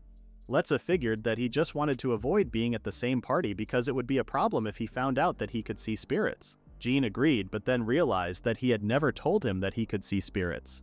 He had no idea how he knew that he could see spirits. As Jin was just standing there, puzzled, Letzi smirked and asked if he knew what he was talking about. He said that he could tell because Chris didn't call him by his name, but no one else noticed. Come to think of it, Chris had never used Jin's name, and he never used Ash's name either. Letzi told him to just ask him to use his actual name. He might be a bit strange, but he was a nice guy. Chris seemed to get a lot of requests from the higher-ups. He also gets more because Dean turned some of them down. There was no doubt that he was a good guy. Though he was a bit too loud and boisterous for his tastes, it was a shame that he didn't know the reasoning behind why he was a man who trusted his intuition. Jin said if he told him why, everyone would know he could see spirits, but he was not a fan of holding this over someone. He wondered if it was not a secret because the people themselves didn't know. He asked Letza what he should do. Letza started laughing because he was in a real pickle, but he said that he knew there was something special about Chris, and Jin just confirmed his suspicions. Jin was shocked that he was just bluffing. He had Jin in the palm of his hand the entire time. Letza promised to keep an eye on the gold ranks for him and reminded him to rely on others sometimes. He thanked me for the meal and got back to work. Soon after, while tending to the crops, Jin continued to name spirits around the area the expedition force would pass by. He also managed to, with Ash's help, create a medicine for an eye disease. This was unheard of, so when he told the commercial guild, it caused quite a stir. After finishing the toilet work, he would have to remodel the new house. He had a lot of work to do, but first he was going to do his part as a person of Luf. He disguised himself and transferred to the forest. Other nations had started expeditions and hunted in the forest. Using spirits, these nations share information about the current state of the forest. Using that to his advantage, he had been going around the forest disguised to have them discuss sightings of his actions in the forest. He started searching for them and found them in a second. They were adventurers from the Empire, and they were surrounded by 2-horned foxes and a 3-horned badger. There were owls and bats too, and there was even a bear. That was way too many monsters. This forest was filled with them. The hunters were becoming the hunted. Come to think of it, Kana from the guild was saying that these days not enough survey teams were sent out into the forest. The bear attacked one of the adventurers, so Jin didn't just stop there and watch. He took action. He saved them from all the monsters easily. They were all shocked and asked who he was. He used his healing ability to heal their injuries. He told them not to push their luck in this forest and started walking away. The other adventurers were crying from the happiness that their friends were in one piece. That was getting annoying, so Jin decided to head home. And just like that, he had built up a reputation for showing up in this forest. Like that, he would spread rumors that he was heading northwest past the Black Mountains. He would have to ask some spirits to help spread this misinformation to Rosa and the other adventurers. After creating medicine, reading, and masquerading as a person of Luff for 2 months, Jin wanted Note to cut his hair, but Note turned him down. Letzi asked if everything was alright. Asking something like that out of the blue made him think that he wanted them to lend him some money. Jin was puzzled, so he explained that he seemed like one of those people resorting to selling everything for money. He said that he had plenty of cash, but he just thought he would ask a skilled and nimble butler to help him out. He dislikes getting his hair cut by the people at the bathhouses. Ash said that his hair was clean and quite fair, so it would be a waste to cut it. There was nothing special about his hair, so he wondered if it was something about the water. Letza said he was of good birth, so he suggested growing it longer, which was a popular thing these days. But he didn't want to deal with washing it. He had an idea of shaving his head, but Letza told him not to shave it all off and that he would help him cut it later. Jin was once again shocked at Letza because he was saying stuff as if he were reading his mind. They had known each other for a short time, so he wondered if Letza was sharp or if he was just easy to read. Note suggested hiring a servant, but that was not a good idea. Dean and Chris came, and they both seemed happy to see them all together. Letza was surprised that they had finished the request and congratulated them. The noisy boys ordered some wine, and Note asked how Amadeo and the rest were. Dean said it was 3 gold ranks. Amadeo was pretty strong, and he meshed well with the other 2. Chris admitted that he was quite jealous of their spirit weapon and wanted to be as loved one day. Jin was about to say that that was a grand statement, but Letza told him to wait. He said that you could get a spirit weapon, but if it didn't like you, then it was basically useless. When you can properly use the abilities of a spirit weapon, you are said to be loved by the weapon. Jin was surprised that they worked like that. He decided to do some extra special maintenance on the all-kill blade when he got home. Dean said his cronies just cannot help themselves. He knew they were in it for themselves, but they were throwing a lot of blind faith around. Jin was glad he didn't go. Chris continued to explain that this time there were also 4 heroes and the Empire let them do whatever they wanted. Jin was interested. Chris said that their intelligence gathering skills shouldn't be underestimated. He thought it was just his sister and those sibling friends of hers that became heroes, but apparently there were more people involved. The gods didn't say anything, but at the same time he wasn't exactly in a position to ask about that. They didn't even mention his sister until the Ball of Light let it slip. Regardless of their abilities, heroes didn't start out stronger than everyone else. They were meant to build their foundations, start drawing spirits to them, and then get stronger from there. But to hear that the 4 of them could do whatever they wanted was frustrating. Ash heard that spirits were less common the further west you went. He asked where the person responsible for reining them in was. Ash seemed so angry. Dean didn't know if he would go that far. The note said that the last appearance of heroes was 300 years ago. There were a lot of things that they just didn't know. Ignoring the specifics of what they had done, their actions had, according to the guild, greatly increased the chance of monster floods. The large-scale magic used in last year's war was unprecedented. Chris heard that the previous survey part found no abnormalities.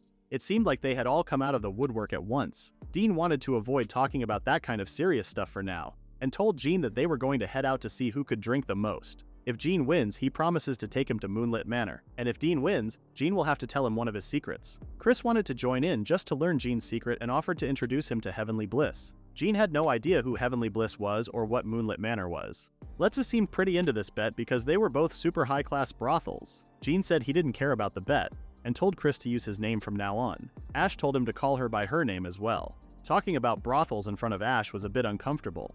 Even the expression on the butler's face was kind of scary. Ash stated that those brothels weren't high class at all. Jean was shocked when she said that. Dean and Chris were wasted after drinking that much alcohol. Everything went downhill. The butler didn't join in, but Letzi got caught in the crossfire. Jean was the only one who survived, so he had to get those guys home. Note agreed and said he didn't know Jean could hold his liquor so well. He used his healing ability and was just a bit tipsy. Note asked if he could look after Ash while he cleaned up. Jean said he could do that, and then noticed Ash. Her face was all red and it was obvious that she was drunk. Note confirmed him and mentioned that it was quite a rare sight. He asked if she was okay to walk and she said she was. He knew she was capable, but he still wondered if he should stay behind longer to help clean up. He stopped her from walking into a wall. With a trembling voice, she responded that she was fine. Jean held her shoulder and helped her walk because she would walk straight into a wall if he didn't do anything. While walking, Jean asked if something was wrong. When he looked at her face, he realized how she looked. Jean looked at her in wonder, but the only thing that came out of her mouth was a mumble. She then called his name again, and when he responded, she said, "Brothel?" Jean was confused, but she didn't say anything and just nodded her head. She then said the word hair, which confused him a lot more. But he realized that her face had really softened, and her shoulders had become more slender as well. And her dazed eyes from drinking made him feel a bit weird. Jean ended up telling her to not get drunk in public because it was dangerous. She frowned and didn't say anything once again. The next day, while cooking, Jean wondered if everyone was all right after the last night. He was sure the guys would be fine, but he wanted to do something good for Ash's hangover. He knocked on their door and he asked Ash, who didn't look good, how she was feeling. He said that he brought some bread and sausages, but her stomach was hurting, so it wasn't a good idea. In that case, Jean wanted to borrow their kitchen. He prepared a warm drink with ginger and citrus syrup. When she tasted it, she was surprised to find that it was both spicy and sweet. Jean told her to take it easy and drink plenty of water. She apologized for worrying him and informed him that she was feeling better now. After hearing that, Jean immediately decided to go home. She stopped him and reminded him that he had promised to take him to the Bow of Spirit time and wanted to do it after she got over this hangover. Jean agreed to go with her, as he didn't have any pressing matters. That was one of the things she mentioned when they first met. The following day, Ash and Jean met up again and she was feeling much better. Jean also noticed that Azu was happy and enjoying himself while Ash was frowning like usual. She asked if that was his first time visiting the Bow of Spirits here in Canaan, and he responded that he had been here once to buy some water for use in medicine. She wondered if that was the place they went to remove the influence of Dean's sister's spirit, and it was. Shortly after they arrived, the Bow of Spirits was the most prominent building in the town plaza. This seemed to be the case in every major city, not just Canaan. Ash pointed at the workroom and the manager's room. She then said the courtyard was further in. Jean was amazed. He wondered if that branch near the fountain was the bow that this place was named after.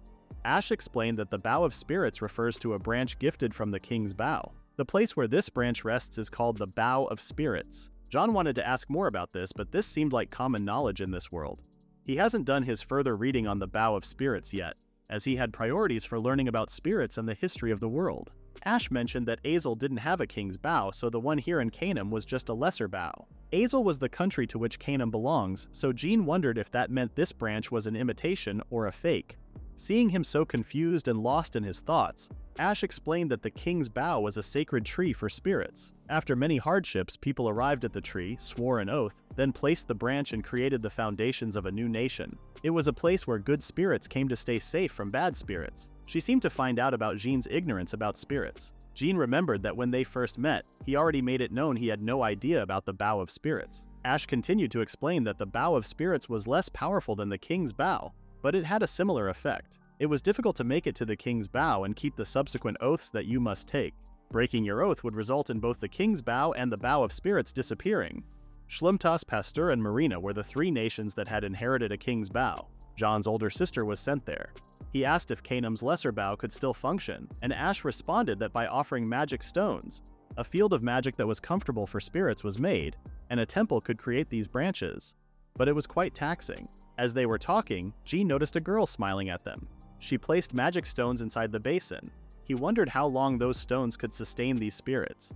He asked if they could just maintain the field without magic stones. Ash responded that the person and the type of stone offered would affect the spirits that appear, but without the stones, the magic would dissipate and the bow would disappear. Spirits started approaching. He now understands how that worked. Spirits playing in the water turn the water into holy water, which is then used elsewhere. Ash mentioned that at night, instead of a water basin, they light a fire. The cinders produced were great for smithing, and the ashes, once scattered over the earth, resulted in better harvests. He said she should see the bows of spirits at night. Ash's cheeks got red, and she said that she could show him around some other time as well. Jin left that to her and then realized that they just agreed to a night date. But it was Ash, so it didn't give off a feminine vibe. Suddenly, Azu fled over the water and started playing with it. Jin realized that even though he saw her as a boy, whenever she wasn't frowning, she was quite the beauty herself. A while later, we see Jin checking on his field. He was quite satisfied with his field coming along nicely. He planted a variety of different plants from both this world and the pantry. It was too bad the vegetables from the pantry only grow in the mountains. He wondered if he should crossbreed them, but he wasn't sure if he was proficient enough to artificially cross-pollinate. Spirits started coming for the peas, cabbages, and Italian parsley. John noticed Riche trying to eat onions, but he told him that dogs cannot eat onions. Rudal appeared out of nowhere and told him that Riche was not a dog. Jin wondered if he was acting like that because Riche used to be their leader. He must have a lot of thoughts to unpack about him. Pal and Ish were also there and praised how lovely his vegetables were. Ish had been watering the fields for a while now. Pal started walking past the strawberries and Jin watched them grow as she walked past. After 3 of them appeared, it became a scene out of a fantasy story. He wondered what Rudale had been doing this entire time. He was just standing near Riche. Jin remembered something and asked them to try some of the vegetables. They said that if they were interested in the subject matter, they would be able to taste it. He gathered some veggies and fruits and tried them. He waited patiently to get a good reaction from them. And he was not disappointed. They really liked the taste. He was really happy that his vegetable dishes were on the cards, and it seemed like Rudal liked the taste of onions. In the next scene, Jin's door knocked, and it was Letzi, Note, and Ash. Today was the housewarming party for the new house. He received a lot of help from everyone and finished the house quickly. While he was technically the owner, he had just asked Note to handle things. He vets any potential tenants for him, if only just for Ash's sake. Since his brother, the Duke, might make a move on them since they ended up escaping. They had left that country since that incident. And nothing happened since then, but he said he was targeted multiple times in that country. Letza gets to stay there for a reduced price. The butler immediately decided to rent it out to Letza. After the first expedition, the prices went up and he thought he was bones. Jin responded that it was cheaper there because it was near the outskirts, closer to the wild. Letza said if he were to buy a house, it would be one he would stay in for the rest of his life, so he was glad to have a cheaper rental until that happened. Jin asked if he was going to go wife hunting after buying a house, and he responded that he wasn't at that stage yet. Ash assumed that if he bought a house, that meant he was looking for a wife. They started exploring the house. The first floor had the living room, the bathroom, and a room for storage. He was amazed that this place had a bathtub and a walled-off bathroom. Jin hated that this world had its toilets out in the open. He reminded Letza of the conditions for renting out this house. He must bathe at least once a day and remember to clean the place twice a year. Letza promised to do that and then mentioned that he was amazing. They were working so hard at it, but then he went and completed it all by himself. Jin actually installed a bunch of things with storage and asked some spirits to help out, but he couldn't just say that, so he only said he was pretty fit. Moving on to the second floor, which had 3 rooms, Letza was shocked that there was a bed there. He seemed to be in love with that bed. Jin didn't want to put in a straw bed because that might attract insects. They found a door but couldn't open it when they pushed it. Jin told them to slide it instead of pushing it. Ash opened the door and she was amazed because it let them open the door from either side, and they could even see from room to room. Sliding doors could also be removed easily, so they were not very popular in this world. He said that there was no tenant on the 3rd floor, but it was the same as this one. The ground floor was a common area with some storage. Just like Letza asked, they came with locks so he could keep his weapons there. Now that the tour was over, he asked if they should have lunch now. They were all looking forward to what he was going to prepare for them. Seeing them so lively made him happy too. He prepared a delicious feast for them. This time he made a gratin with morel mushrooms.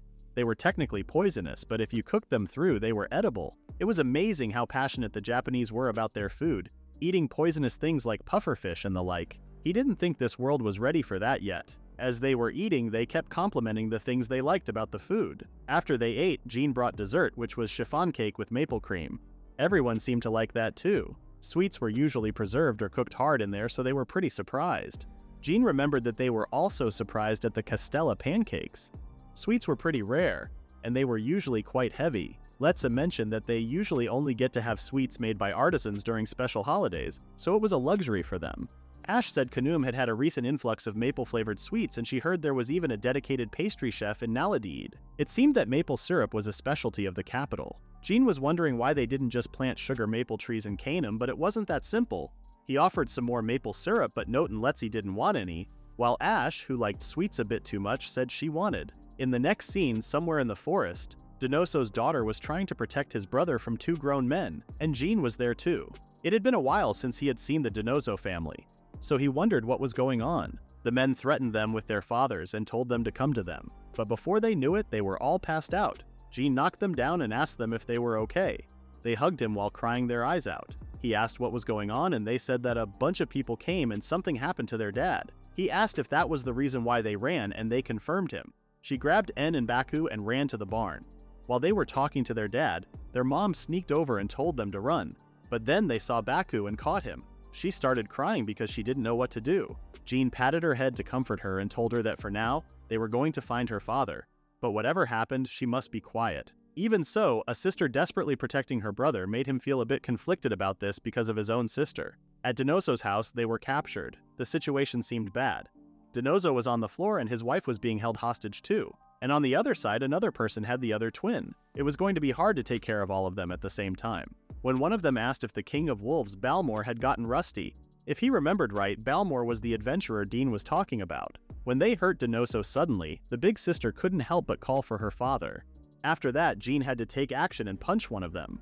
The one who was holding the wife seemed shocked that she took this advantage and saved herself. She started attacking men one by one. Jin was shocked at how strong she was. As Shia started taking down and killing the people who captured them, Jin froze. He was shocked by how strong she was. The man had been skewered clean and quickly. Even though he saw the entire thing with his own eyes, he was still having a hard time believing what just happened. Shia's children went to their mom, crying their eyes out. Meanwhile, Donoso was still on the floor, tied up, and he screamed for Shia to untie him first. After that, Jin took care of Donoso. His wrist looked bad, so Jin thought it hurt so much, but he said that he was evading the worst of it, so it wasn't as bad as it looked. An odd silence followed this conversation, and Donoso figured that he wanted to say something. Jin wasn't sure if it would be okay, but he permitted him to say it. Jin took out a spare potion and gave it to him. Donoso apologized for dragging him into this. That came out of nowhere, but his face was looking pale. This was his second time seeing someone die, and in the middle of all this chaos, with his wife dispatching that attacker, Shia and the children were seemingly fine now. But he supposed that was common sense for that world. That's why they were okay with it. She showed a completely different level of resolve. He just knocked out that one guy because he didn't want to kill him. The best thing to do would probably have been to put them all to sleep with magic. It completely slipped his mind to use magic in that situation. While he was thinking that Donoso was calling him and asking if he was listening, Jin came back to reality and asked what he was saying. Donoso's face got serious. He said that En had storage skills. Jin was shocked but tried to keep it calm and listened to him. Donoso said that he could use storage, but Jin was still puzzled. The kids were peeking from the door, and seeing him so unbothered, they started explaining to him that En could fit an entire desk into his storage skill, and it was really rare to be able to use storage. Nobles would kidnap you in the blink of an eye if they knew. Jin did know that it was pretty convenient. It was fine for merchants, but it was dangerous when you considered that you could snuggle weapons and the like with impunity. Donoso continued and explained that when En was blessed by spirits and acquired the storage skill, they were in a temple, so people immediately found out. They had been after them ever since then. Jin asked if they were going to pack up and leave because it was a tough situation. Jin felt sad that they were leaving, but Donoso corrected him that they were not going to run anymore and they would head to Kanam. He asked why they chose Kanam, and he responded that Shiva and he used to be adventurers, and they were pretty famous. Come to think of it, it was the reason why the gods recommended him go to Kanam. It was a place with the least amount of interference from the aristocracy and the temples. Denoso mentioned that Shiva was from a noble family and then became an adventurer when they eloped. The story was pretty long, but he decided to explain. As adventurers, they could hold their own. They stopped 4 years ago when N acquired his storage skills. Adventurers work in the open, and it is easy for people to discover their whereabouts. So they had been staying in the remote areas for the past 4 years. He wanted the kids to be able to fend for themselves in case anything happened to Shiva and him. Jin asked if they were returning to their old line of work, and he confirmed that. The kids were more or less proficient at animal husbandry and hunting. En and Baku will be 8 soon, and he would like to expand their horizons. This was surprising information for Jin because he thought they were just an ordinary family of farmers. But Denoso was a great father. He took out a pot full of coins and asked what the going rate for potions was. Jin told him not to worry, but Denoso still wanted to pay for it. He started splitting the money into smaller bags to ensure they were safe there. If they split up, the kids could hire an adventurer to take them to Kanum. That was quite a lot of money, so Jin figured that must have been saved up over the years. He asked Denoso if he would like him to take them there. Shiva didn't want him to get hurt. She then noticed the potion on the table. Denoso explained that Jin gave it to him and asked her if she could make something to eat before they left. He then left the house to take care of something. Jin figured that he was talking about the bodies. It made sense to not leave any evidence behind. When Denoso left, Shiva apologized for all that and asked if it surprised him. He tried to be honest and said it did a little bit. He then got embarrassed and said he would handle the meal so she could help the kids pack up. Before he left, he asked if she could portion the food she was taking along. Shiva was surprised but then laughed and thanked him. After a while, Jin came up with lots of delicious food for them. They were all amazed by his cooking skills, as always. When Tina wanted to get better at cooking, En teased him by saying that her husband would be better at cooking than her. Hearing them teasing each other, Jin wondered if he would be able to hear this banter in Kanam. He asked how far away Kanam was from there, and Denoso said it was a month and a half with no setbacks. But they have gotten another horse from those guys, and En's storage skills would help a lot. Tina was worried that they would never see Jin again. Jin patted her head and comforted her. The other two wanted him to pat them too. Denoso said they would settle down in Kanam for a few years, then they would probably head out to a dungeon. Jin was surprised because he thought they were going to settle down for good. Come to think of it, the gods did mention dungeons at the start. After they ate, Ian complained that he couldn't fit any more inside. His storage was full and there were still lots of bags to pack. Jin wanted to take a look because he didn't know how the storage worked. He saw that a squirrel spirit was on En's shoulder, and it swallowed the bags one by one. When he looked closely, Denoso was followed by a fire dragon spirit. His wife Shiva was accompanied by a female ice spirit. It seemed these two and En had contracts with spirits. When it was time to go, Jin asked if they would like him to accompany them to Kanam, but Denoso turned him down because it was a good opportunity to travel as a family. And Jin would be in Kanam too. He was sure the Adventurers Guild would point to him and call him Mr. Luff. Jin was shocked. Denoso said he came to their place in the middle of nowhere without so much as a horse, which was pretty suspicious. Jean denied that he was no person of Loof, although he knew he was a bit suspicious. Denoso laughed and said that this might be a bit of a tough journey for the kids, but he believed they could handle it. He added that he had some idea of how strong Jin was, but he didn't want to depend on his strength when he could do it himself. Shiva joined the conversation and mentioned that they were friends after all. They ended their conversation there, and it was time to go. Before they left, Jin told Denoso to head to the streets near the back of the Fox when they got to Kanam. They said goodbye to each other. Denoso was right. It wouldn't be quite right to use his cheat there. He decided to make sure a great meal and a hot bath were waiting for them when they arrived in Kanam. He was looking forward to that. In the next scene, Jin was at Gil Rock to the southeast. They say there was an ancient archaeological site at the highest point of the abandoned city. He had encountered quite a few monsters on his way there. When he got to the place, he heard lots of surprised voices that were questioning how long it had been since the last human entered the place. It was too dark to see, but there was something out there. When the voice started talking about devouring Jin's heart, liver, and brain, he started to feel nervous. He used his light ability to see what he was around and encountered tons of pillbugs. When the place was a lot lighter, they started running away from him. He wondered if they were the ones who were talking and decided to poke them to confirm. When he poked one of them, he heard it talking again and stopped the bullying. They said that he had no idea who he was messing with, and they would devour him. He continued poking them after they threatened him. They told him that they were the descendants of spirits oppressed by the people of fire. To survive, they possessed these bodies. So they were black spirits that possessed these pillbugs. They continued to explain that they devoured the humans who came to this land. They didn't feel a thing until they ate their brains, and it gave them knowledge. Jin started thinking about exterminating them all, but they said that he was different and was wise like a sage. He asked if they had a leader. They responded that they were not just parts, they were one and whole. While they move as individuals, they think as one. But a different voice joined them and stated that if there was a leader, it would be him. Jin turned back and saw a massive and shiny bug. There were no tainted spots in its body like you would find on a monster. Its color was completely homogenized and free of imperfections. It was probably a higher level monster. He asked if he was a pill bug too, and he responded that he was the mind, for the survival of them all, for a singular purpose. While he was explaining, Jane grabbed him. He asked what he was doing and he explained that he just had to form a contract with him because he would feel bad just leaving them to themselves. He apologized for their hunger, but he asked them not to attack any humans. They had so many questions, so he explained that he was not saying they could not defend themselves. So if they come into their territory, they could do what they have to do. But at the same time, they didn't have to go out of their way to help them out either. The leader stated that even if they fall individually, as long as one remains, they will grow. Shen was surprised because this could mean those monsters were more dangerous than he thought. He would keep coming back unless you killed every last one. The leader told him that he should see one of them in the world. He told him to supply them with his magic power to sate their hunger. The hunger pangs were waning, and they didn't need to eat humans anymore. Jin wondered if that was thanks to his liberation skill or if it was also able to free spirits from other things. They said that if they could not eat humans, they would eat monsters. With that, they would continue to grow and become stronger. After that, they all disappeared. Jin wasn't sure if he just formed a contract with someone. He shouldn't have, but he estimated that he wouldn't see them ever again. When he returned to his home, Dean and Chris thanked him and called him a real savior. It was impossible to find a house that was fully furnished. The butler brought in Dean and Chris as new tenants, which he expected to happen. Jin remembered that a friend of his was bringing his family to Canaan sometime soon, so he asked if Letza could keep an eye out for them. Letza was pretty surprised that he had friends other than them. He thought he just disliked people, so he never thought he would have friends. It wasn't that he disliked people, he just disliked people his sister befriended. To be fair, most of the people he knew were his sisters, so he wasn't beating the allegations of disliking people. Seeing him lost in his thoughts like that, Ash and Chris started praising how good he was, and explained that people were dishonest and weren't repaying his goodwill in kind. Chris promised to show them around town when they got there.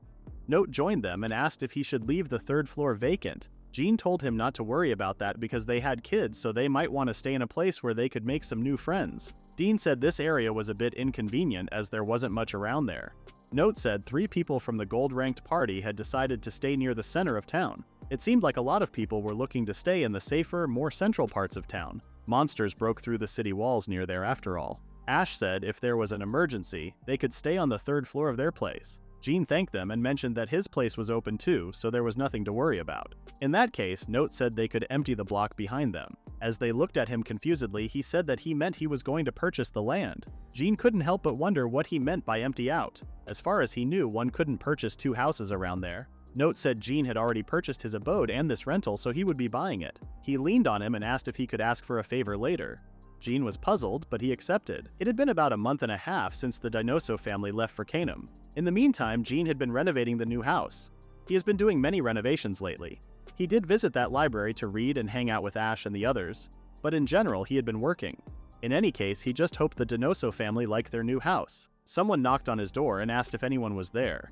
When he opened it, Dinoso was there and said a friend of his had referred him to Jin. Jin greeted him as if he didn't know him, and then he covered Jin's mouth and told Shiva and the kids to go inside before talking more. Shiva told the kids to keep their voices down, and they were visiting someone else's home. When they went inside, Dinoso reminded him that he told him to be careful, and asked if they weren't too suspicious. Jin responded that everyone he knew already knew about this.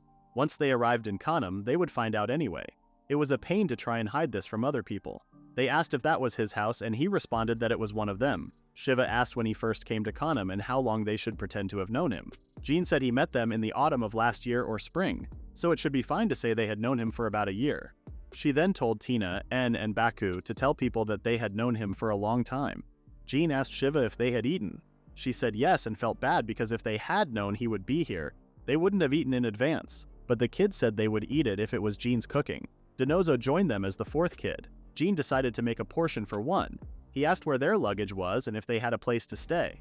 Dinoso said they had left the horse and their belongings at an inn for now, and he was looking to sign a 1-year lease on a home soon. Jin asked them to take a look next door. He said it was available to rent with a caveat, even if it was just brief until they found another place. He gave them the keys to look at the house while he cooked. Denoso wondered why he had the key to that house, and he said that it was his house too. This area is close to the demon forest and monsters have gotten the walls before, so he should take that into account too. Jin made them pinchos and small pies. It was easy to make with jarred marinated tomatoes and mozzarella. They came back just when he finished. He wanted to greet them and said their timing was good, but they were still in shock by the house next door. Shiva was amazed to see how much houses and furniture had improved. And compared to the inn, the rooms were so cute. There were 2 beds on top of each other. Jin was glad they liked it. He then noticed Denoso's face looking a bit uneasy about the house, so he changed the topic by suggesting eating, and he let Denoso pick the wine. While eating, Denoso asked if the caveat regarding the rental was about the attic. Apparently, Shiva was the one who found it. Denoso noticed Jin's deadly stare and asked what the caveat was about. Jin wondered if it could be his wife who was more skilled than the two. He said that the people living behind him had their own circumstances, and he figured it would be good to have an escape route in case of emergencies. He would like to have an escape route made in the attic. The butler, Note, consulted him about, and he obliged. After some discussion, he sold the house where Letsu and the others were staying and instead bought this house. If you're going to have an escape route, it would be best to have a different owner on the other side, so it's harder to discern. Jin said they would be home today, so he was going to go get them. Note and Ash arrived, and Denoso seemed shocked to see them.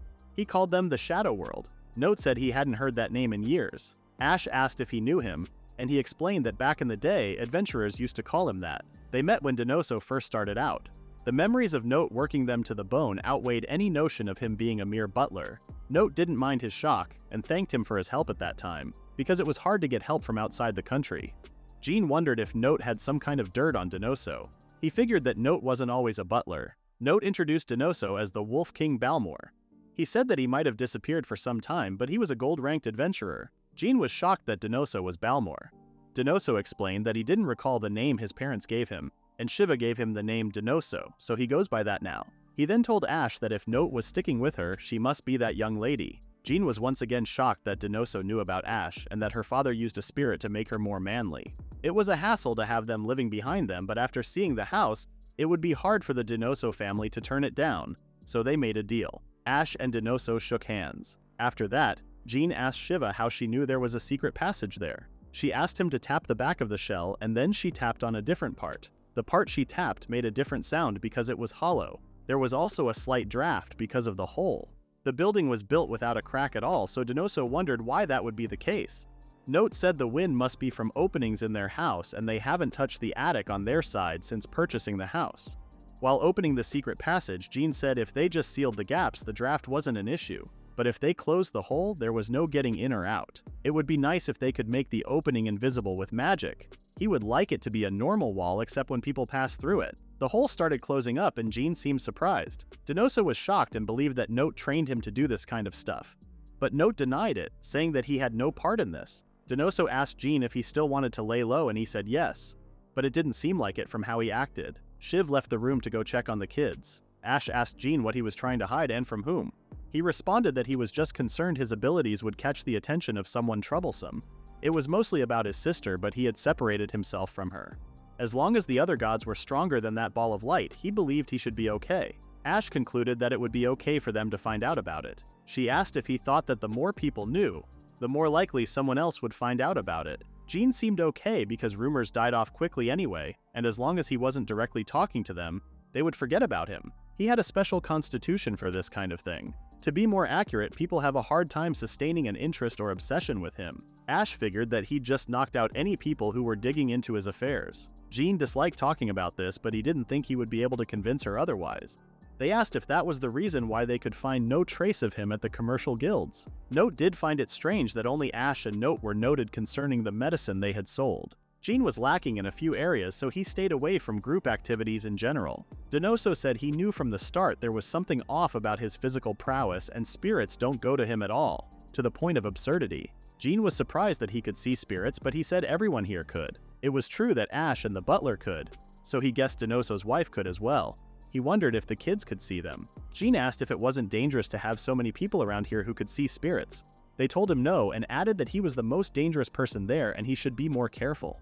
Denoso had no doubt that he could fend for himself, but he wondered why he didn't let the spirits he had made a contract with accompany him.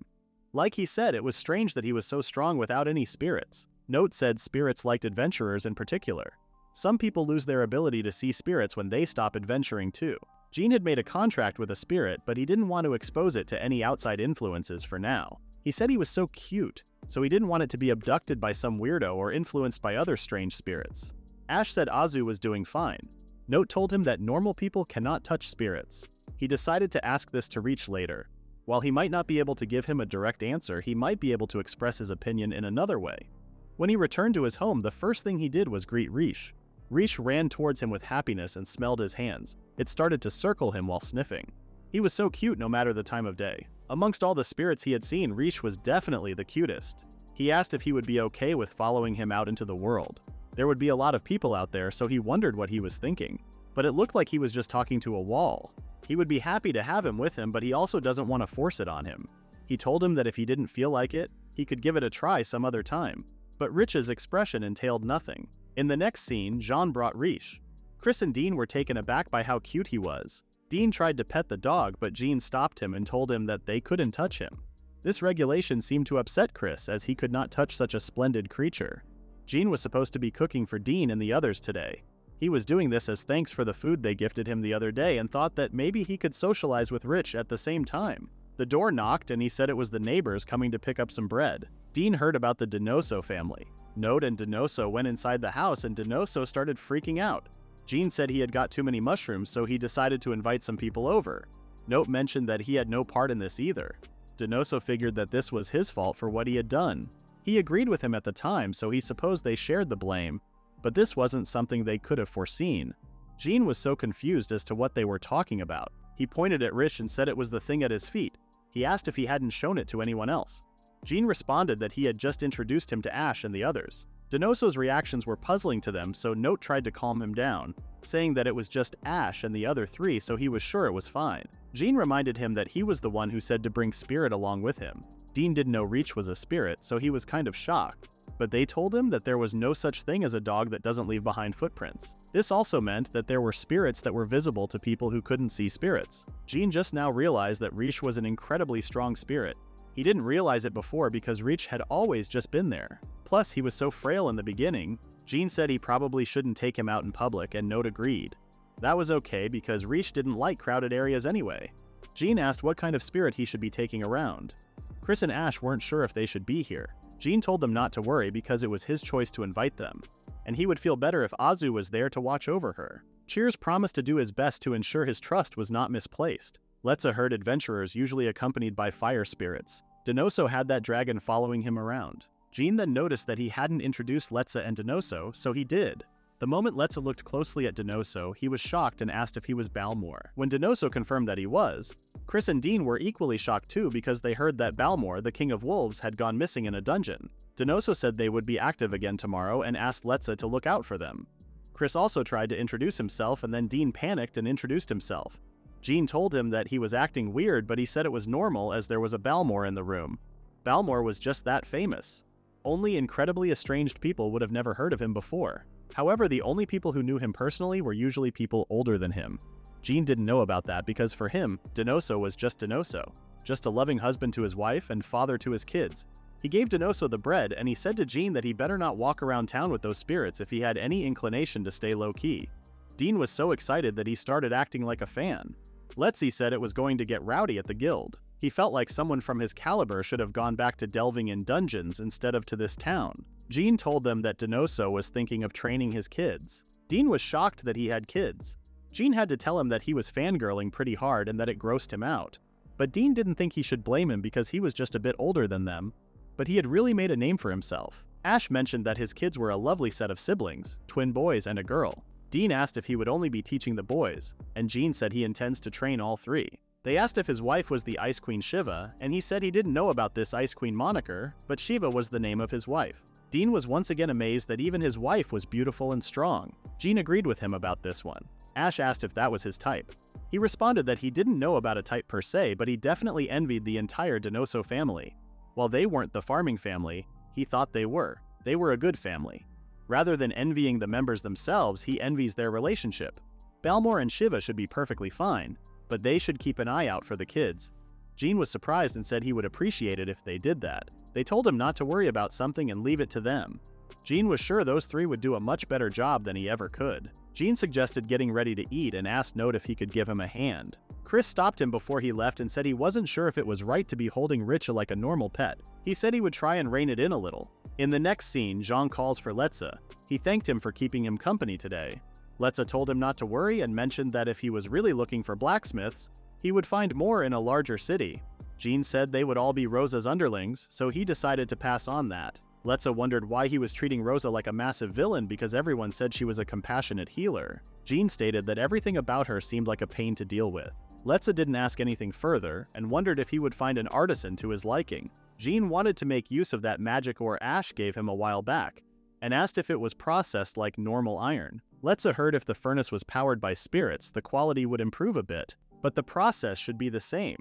He apologized for asking him to show him around because he decided to do it himself. Letza knew he was good at this kind of thing but asked if he had a setup for it. While eating his sandwich, he said he did. Letza said he wasn't going to bother asking about where he kept it. Jin was disgusted by the meat because it stinks. Letza realized that it did stink a little after he mentioned it. Jin would like some shichimi for this, but it didn't exist in this world. Letza said he had really gotten used to his cooking and that it was scary how he didn't want to eat out at most places these days. Jin said he could just copy his recipes. The butler made pizza with asparagus the other day.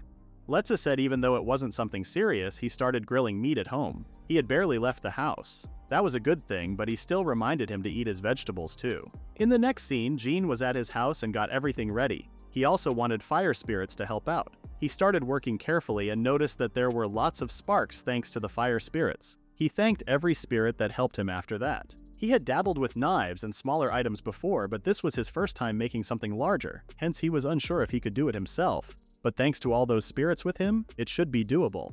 When the sky got darker, he was done with his sword. The tip of the sword was colored differently from the rest of it. It was beautiful, like a morning dawn.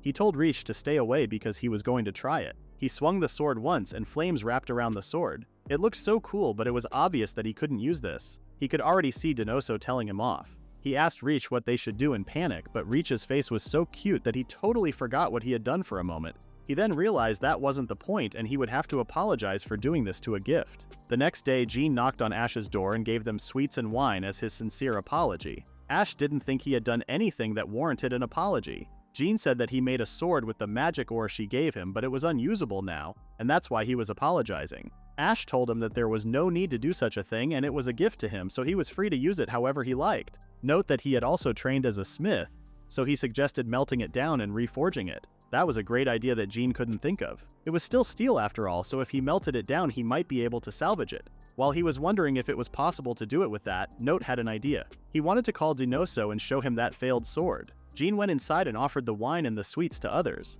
After everyone had eaten, Denoso asked Jin to show him the sword. He brought the sword, but Denoso was concerned about where he took it from. As Jin said, the sword was taken from the storage, but Denoso told him not to tell anyone about that. Note said he didn't believe that would be a problem since even the bags he made, which were more conspicuous, were handled through the guild. Jin confirmed that he was proud of himself as he covered his tracks well. There was the sword in question. Since it was a beautiful piece of work, Note didn't want Jin to melt that one down. Jin asked Ash if she liked it in that case. She said she didn't have a companion fire spirit, so it wouldn't be suitable for her as Azu was a green wind spirit. Then Jin turned back to Denoso and asked him if he would like it. He tried to encourage him by giving a speech. He told him not to be so ready to give away a sword like this that he couldn't easily show in public.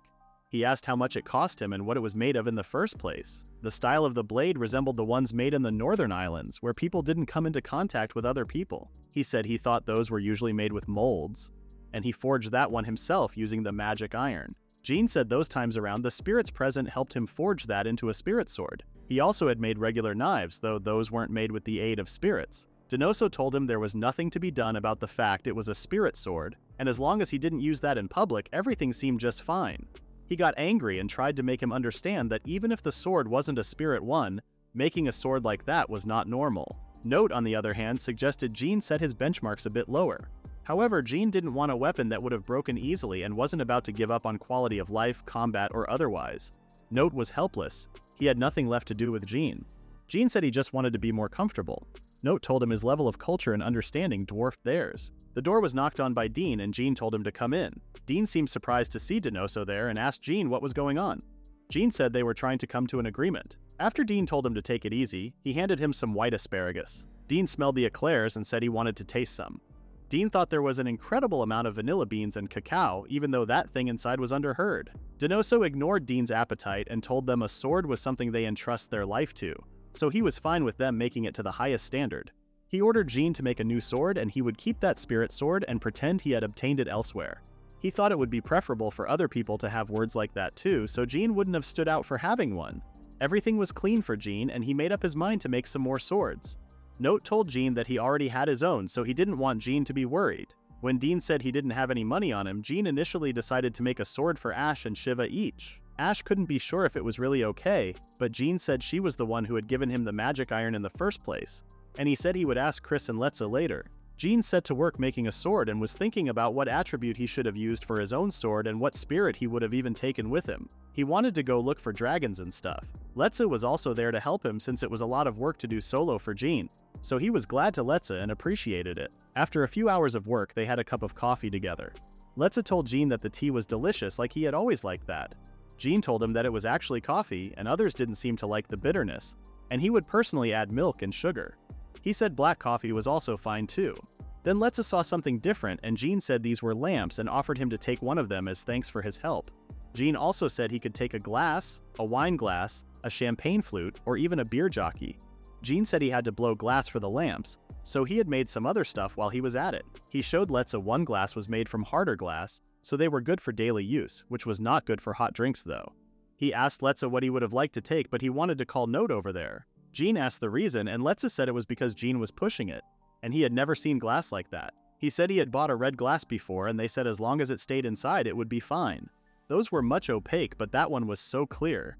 He asked if he should have kept them away from the ground floor if they had guests. Jin told him that he would mull it over. Letza only focused on where to keep them and planned to add a door to the shelves to block them from view. While the conversation carried on, Letza informed Jin about Rosa's followers.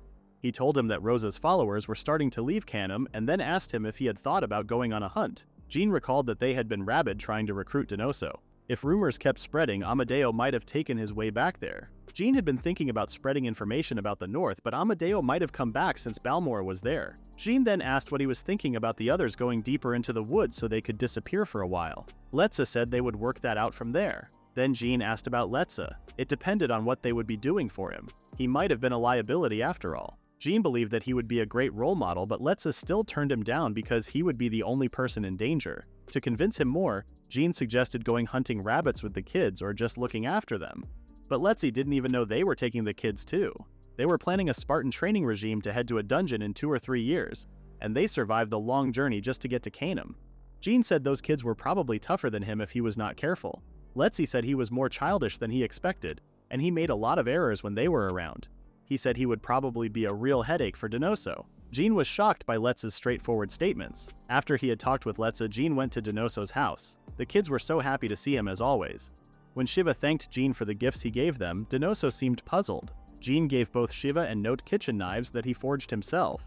It was his fault for them escaping the confinement of his own house though.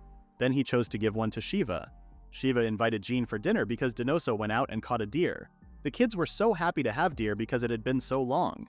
Jin agreed to stay, and he was excited as it had been a while since he had her cooking. While cooking, Shiva asked Denoso to carve the meat. When Denoso saw the knife, he seemed pretty shocked, but Shiva told him that the kids were waiting, so he had to hurry up. Jin encouraged him, but Denoso was just mad. The meal was ready, and they started eating. The cream sauce was great with this venison, and Jin loved it. Denoso bragged about his wife's cooking skills as always. Jin asked if the sides were beans with baked cheese on top, and she confirmed him. It was the first harvest of the season. The beans were a bit small, but they had a great color to them. With baked goat's cheese on top, it was a little bitter, but it was indeed delicious. When Jin said it made him want his own family when he was here, the kids volunteered to be his wife. Denoso once again objected to this idea. Jin was used to this kind of situation. They were just playing around, but they didn't understand what their father meant. Shiva asked if he did the tailoring for Ash's clothes because it was pretty hard to believe Ash was a girl this entire time.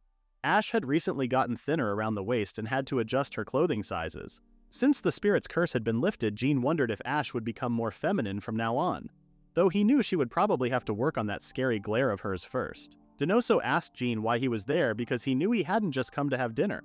Jin remembered now and asked if he would like to accompany them for monster extermination with Ash and him. Denoso asked if they should go deeper into the forest. They would need to prepare so that if the weather permits, they could leave in 5 days. Dean, Chris, and Letza all declined to join them, but he was planning to ask them one more time. When Denoso said they were going to head out on horseback together, Jin was surprised and excited that they would be riding horses. That is the end of the recap at Chapter 28. Please read the pinned comment about the next part.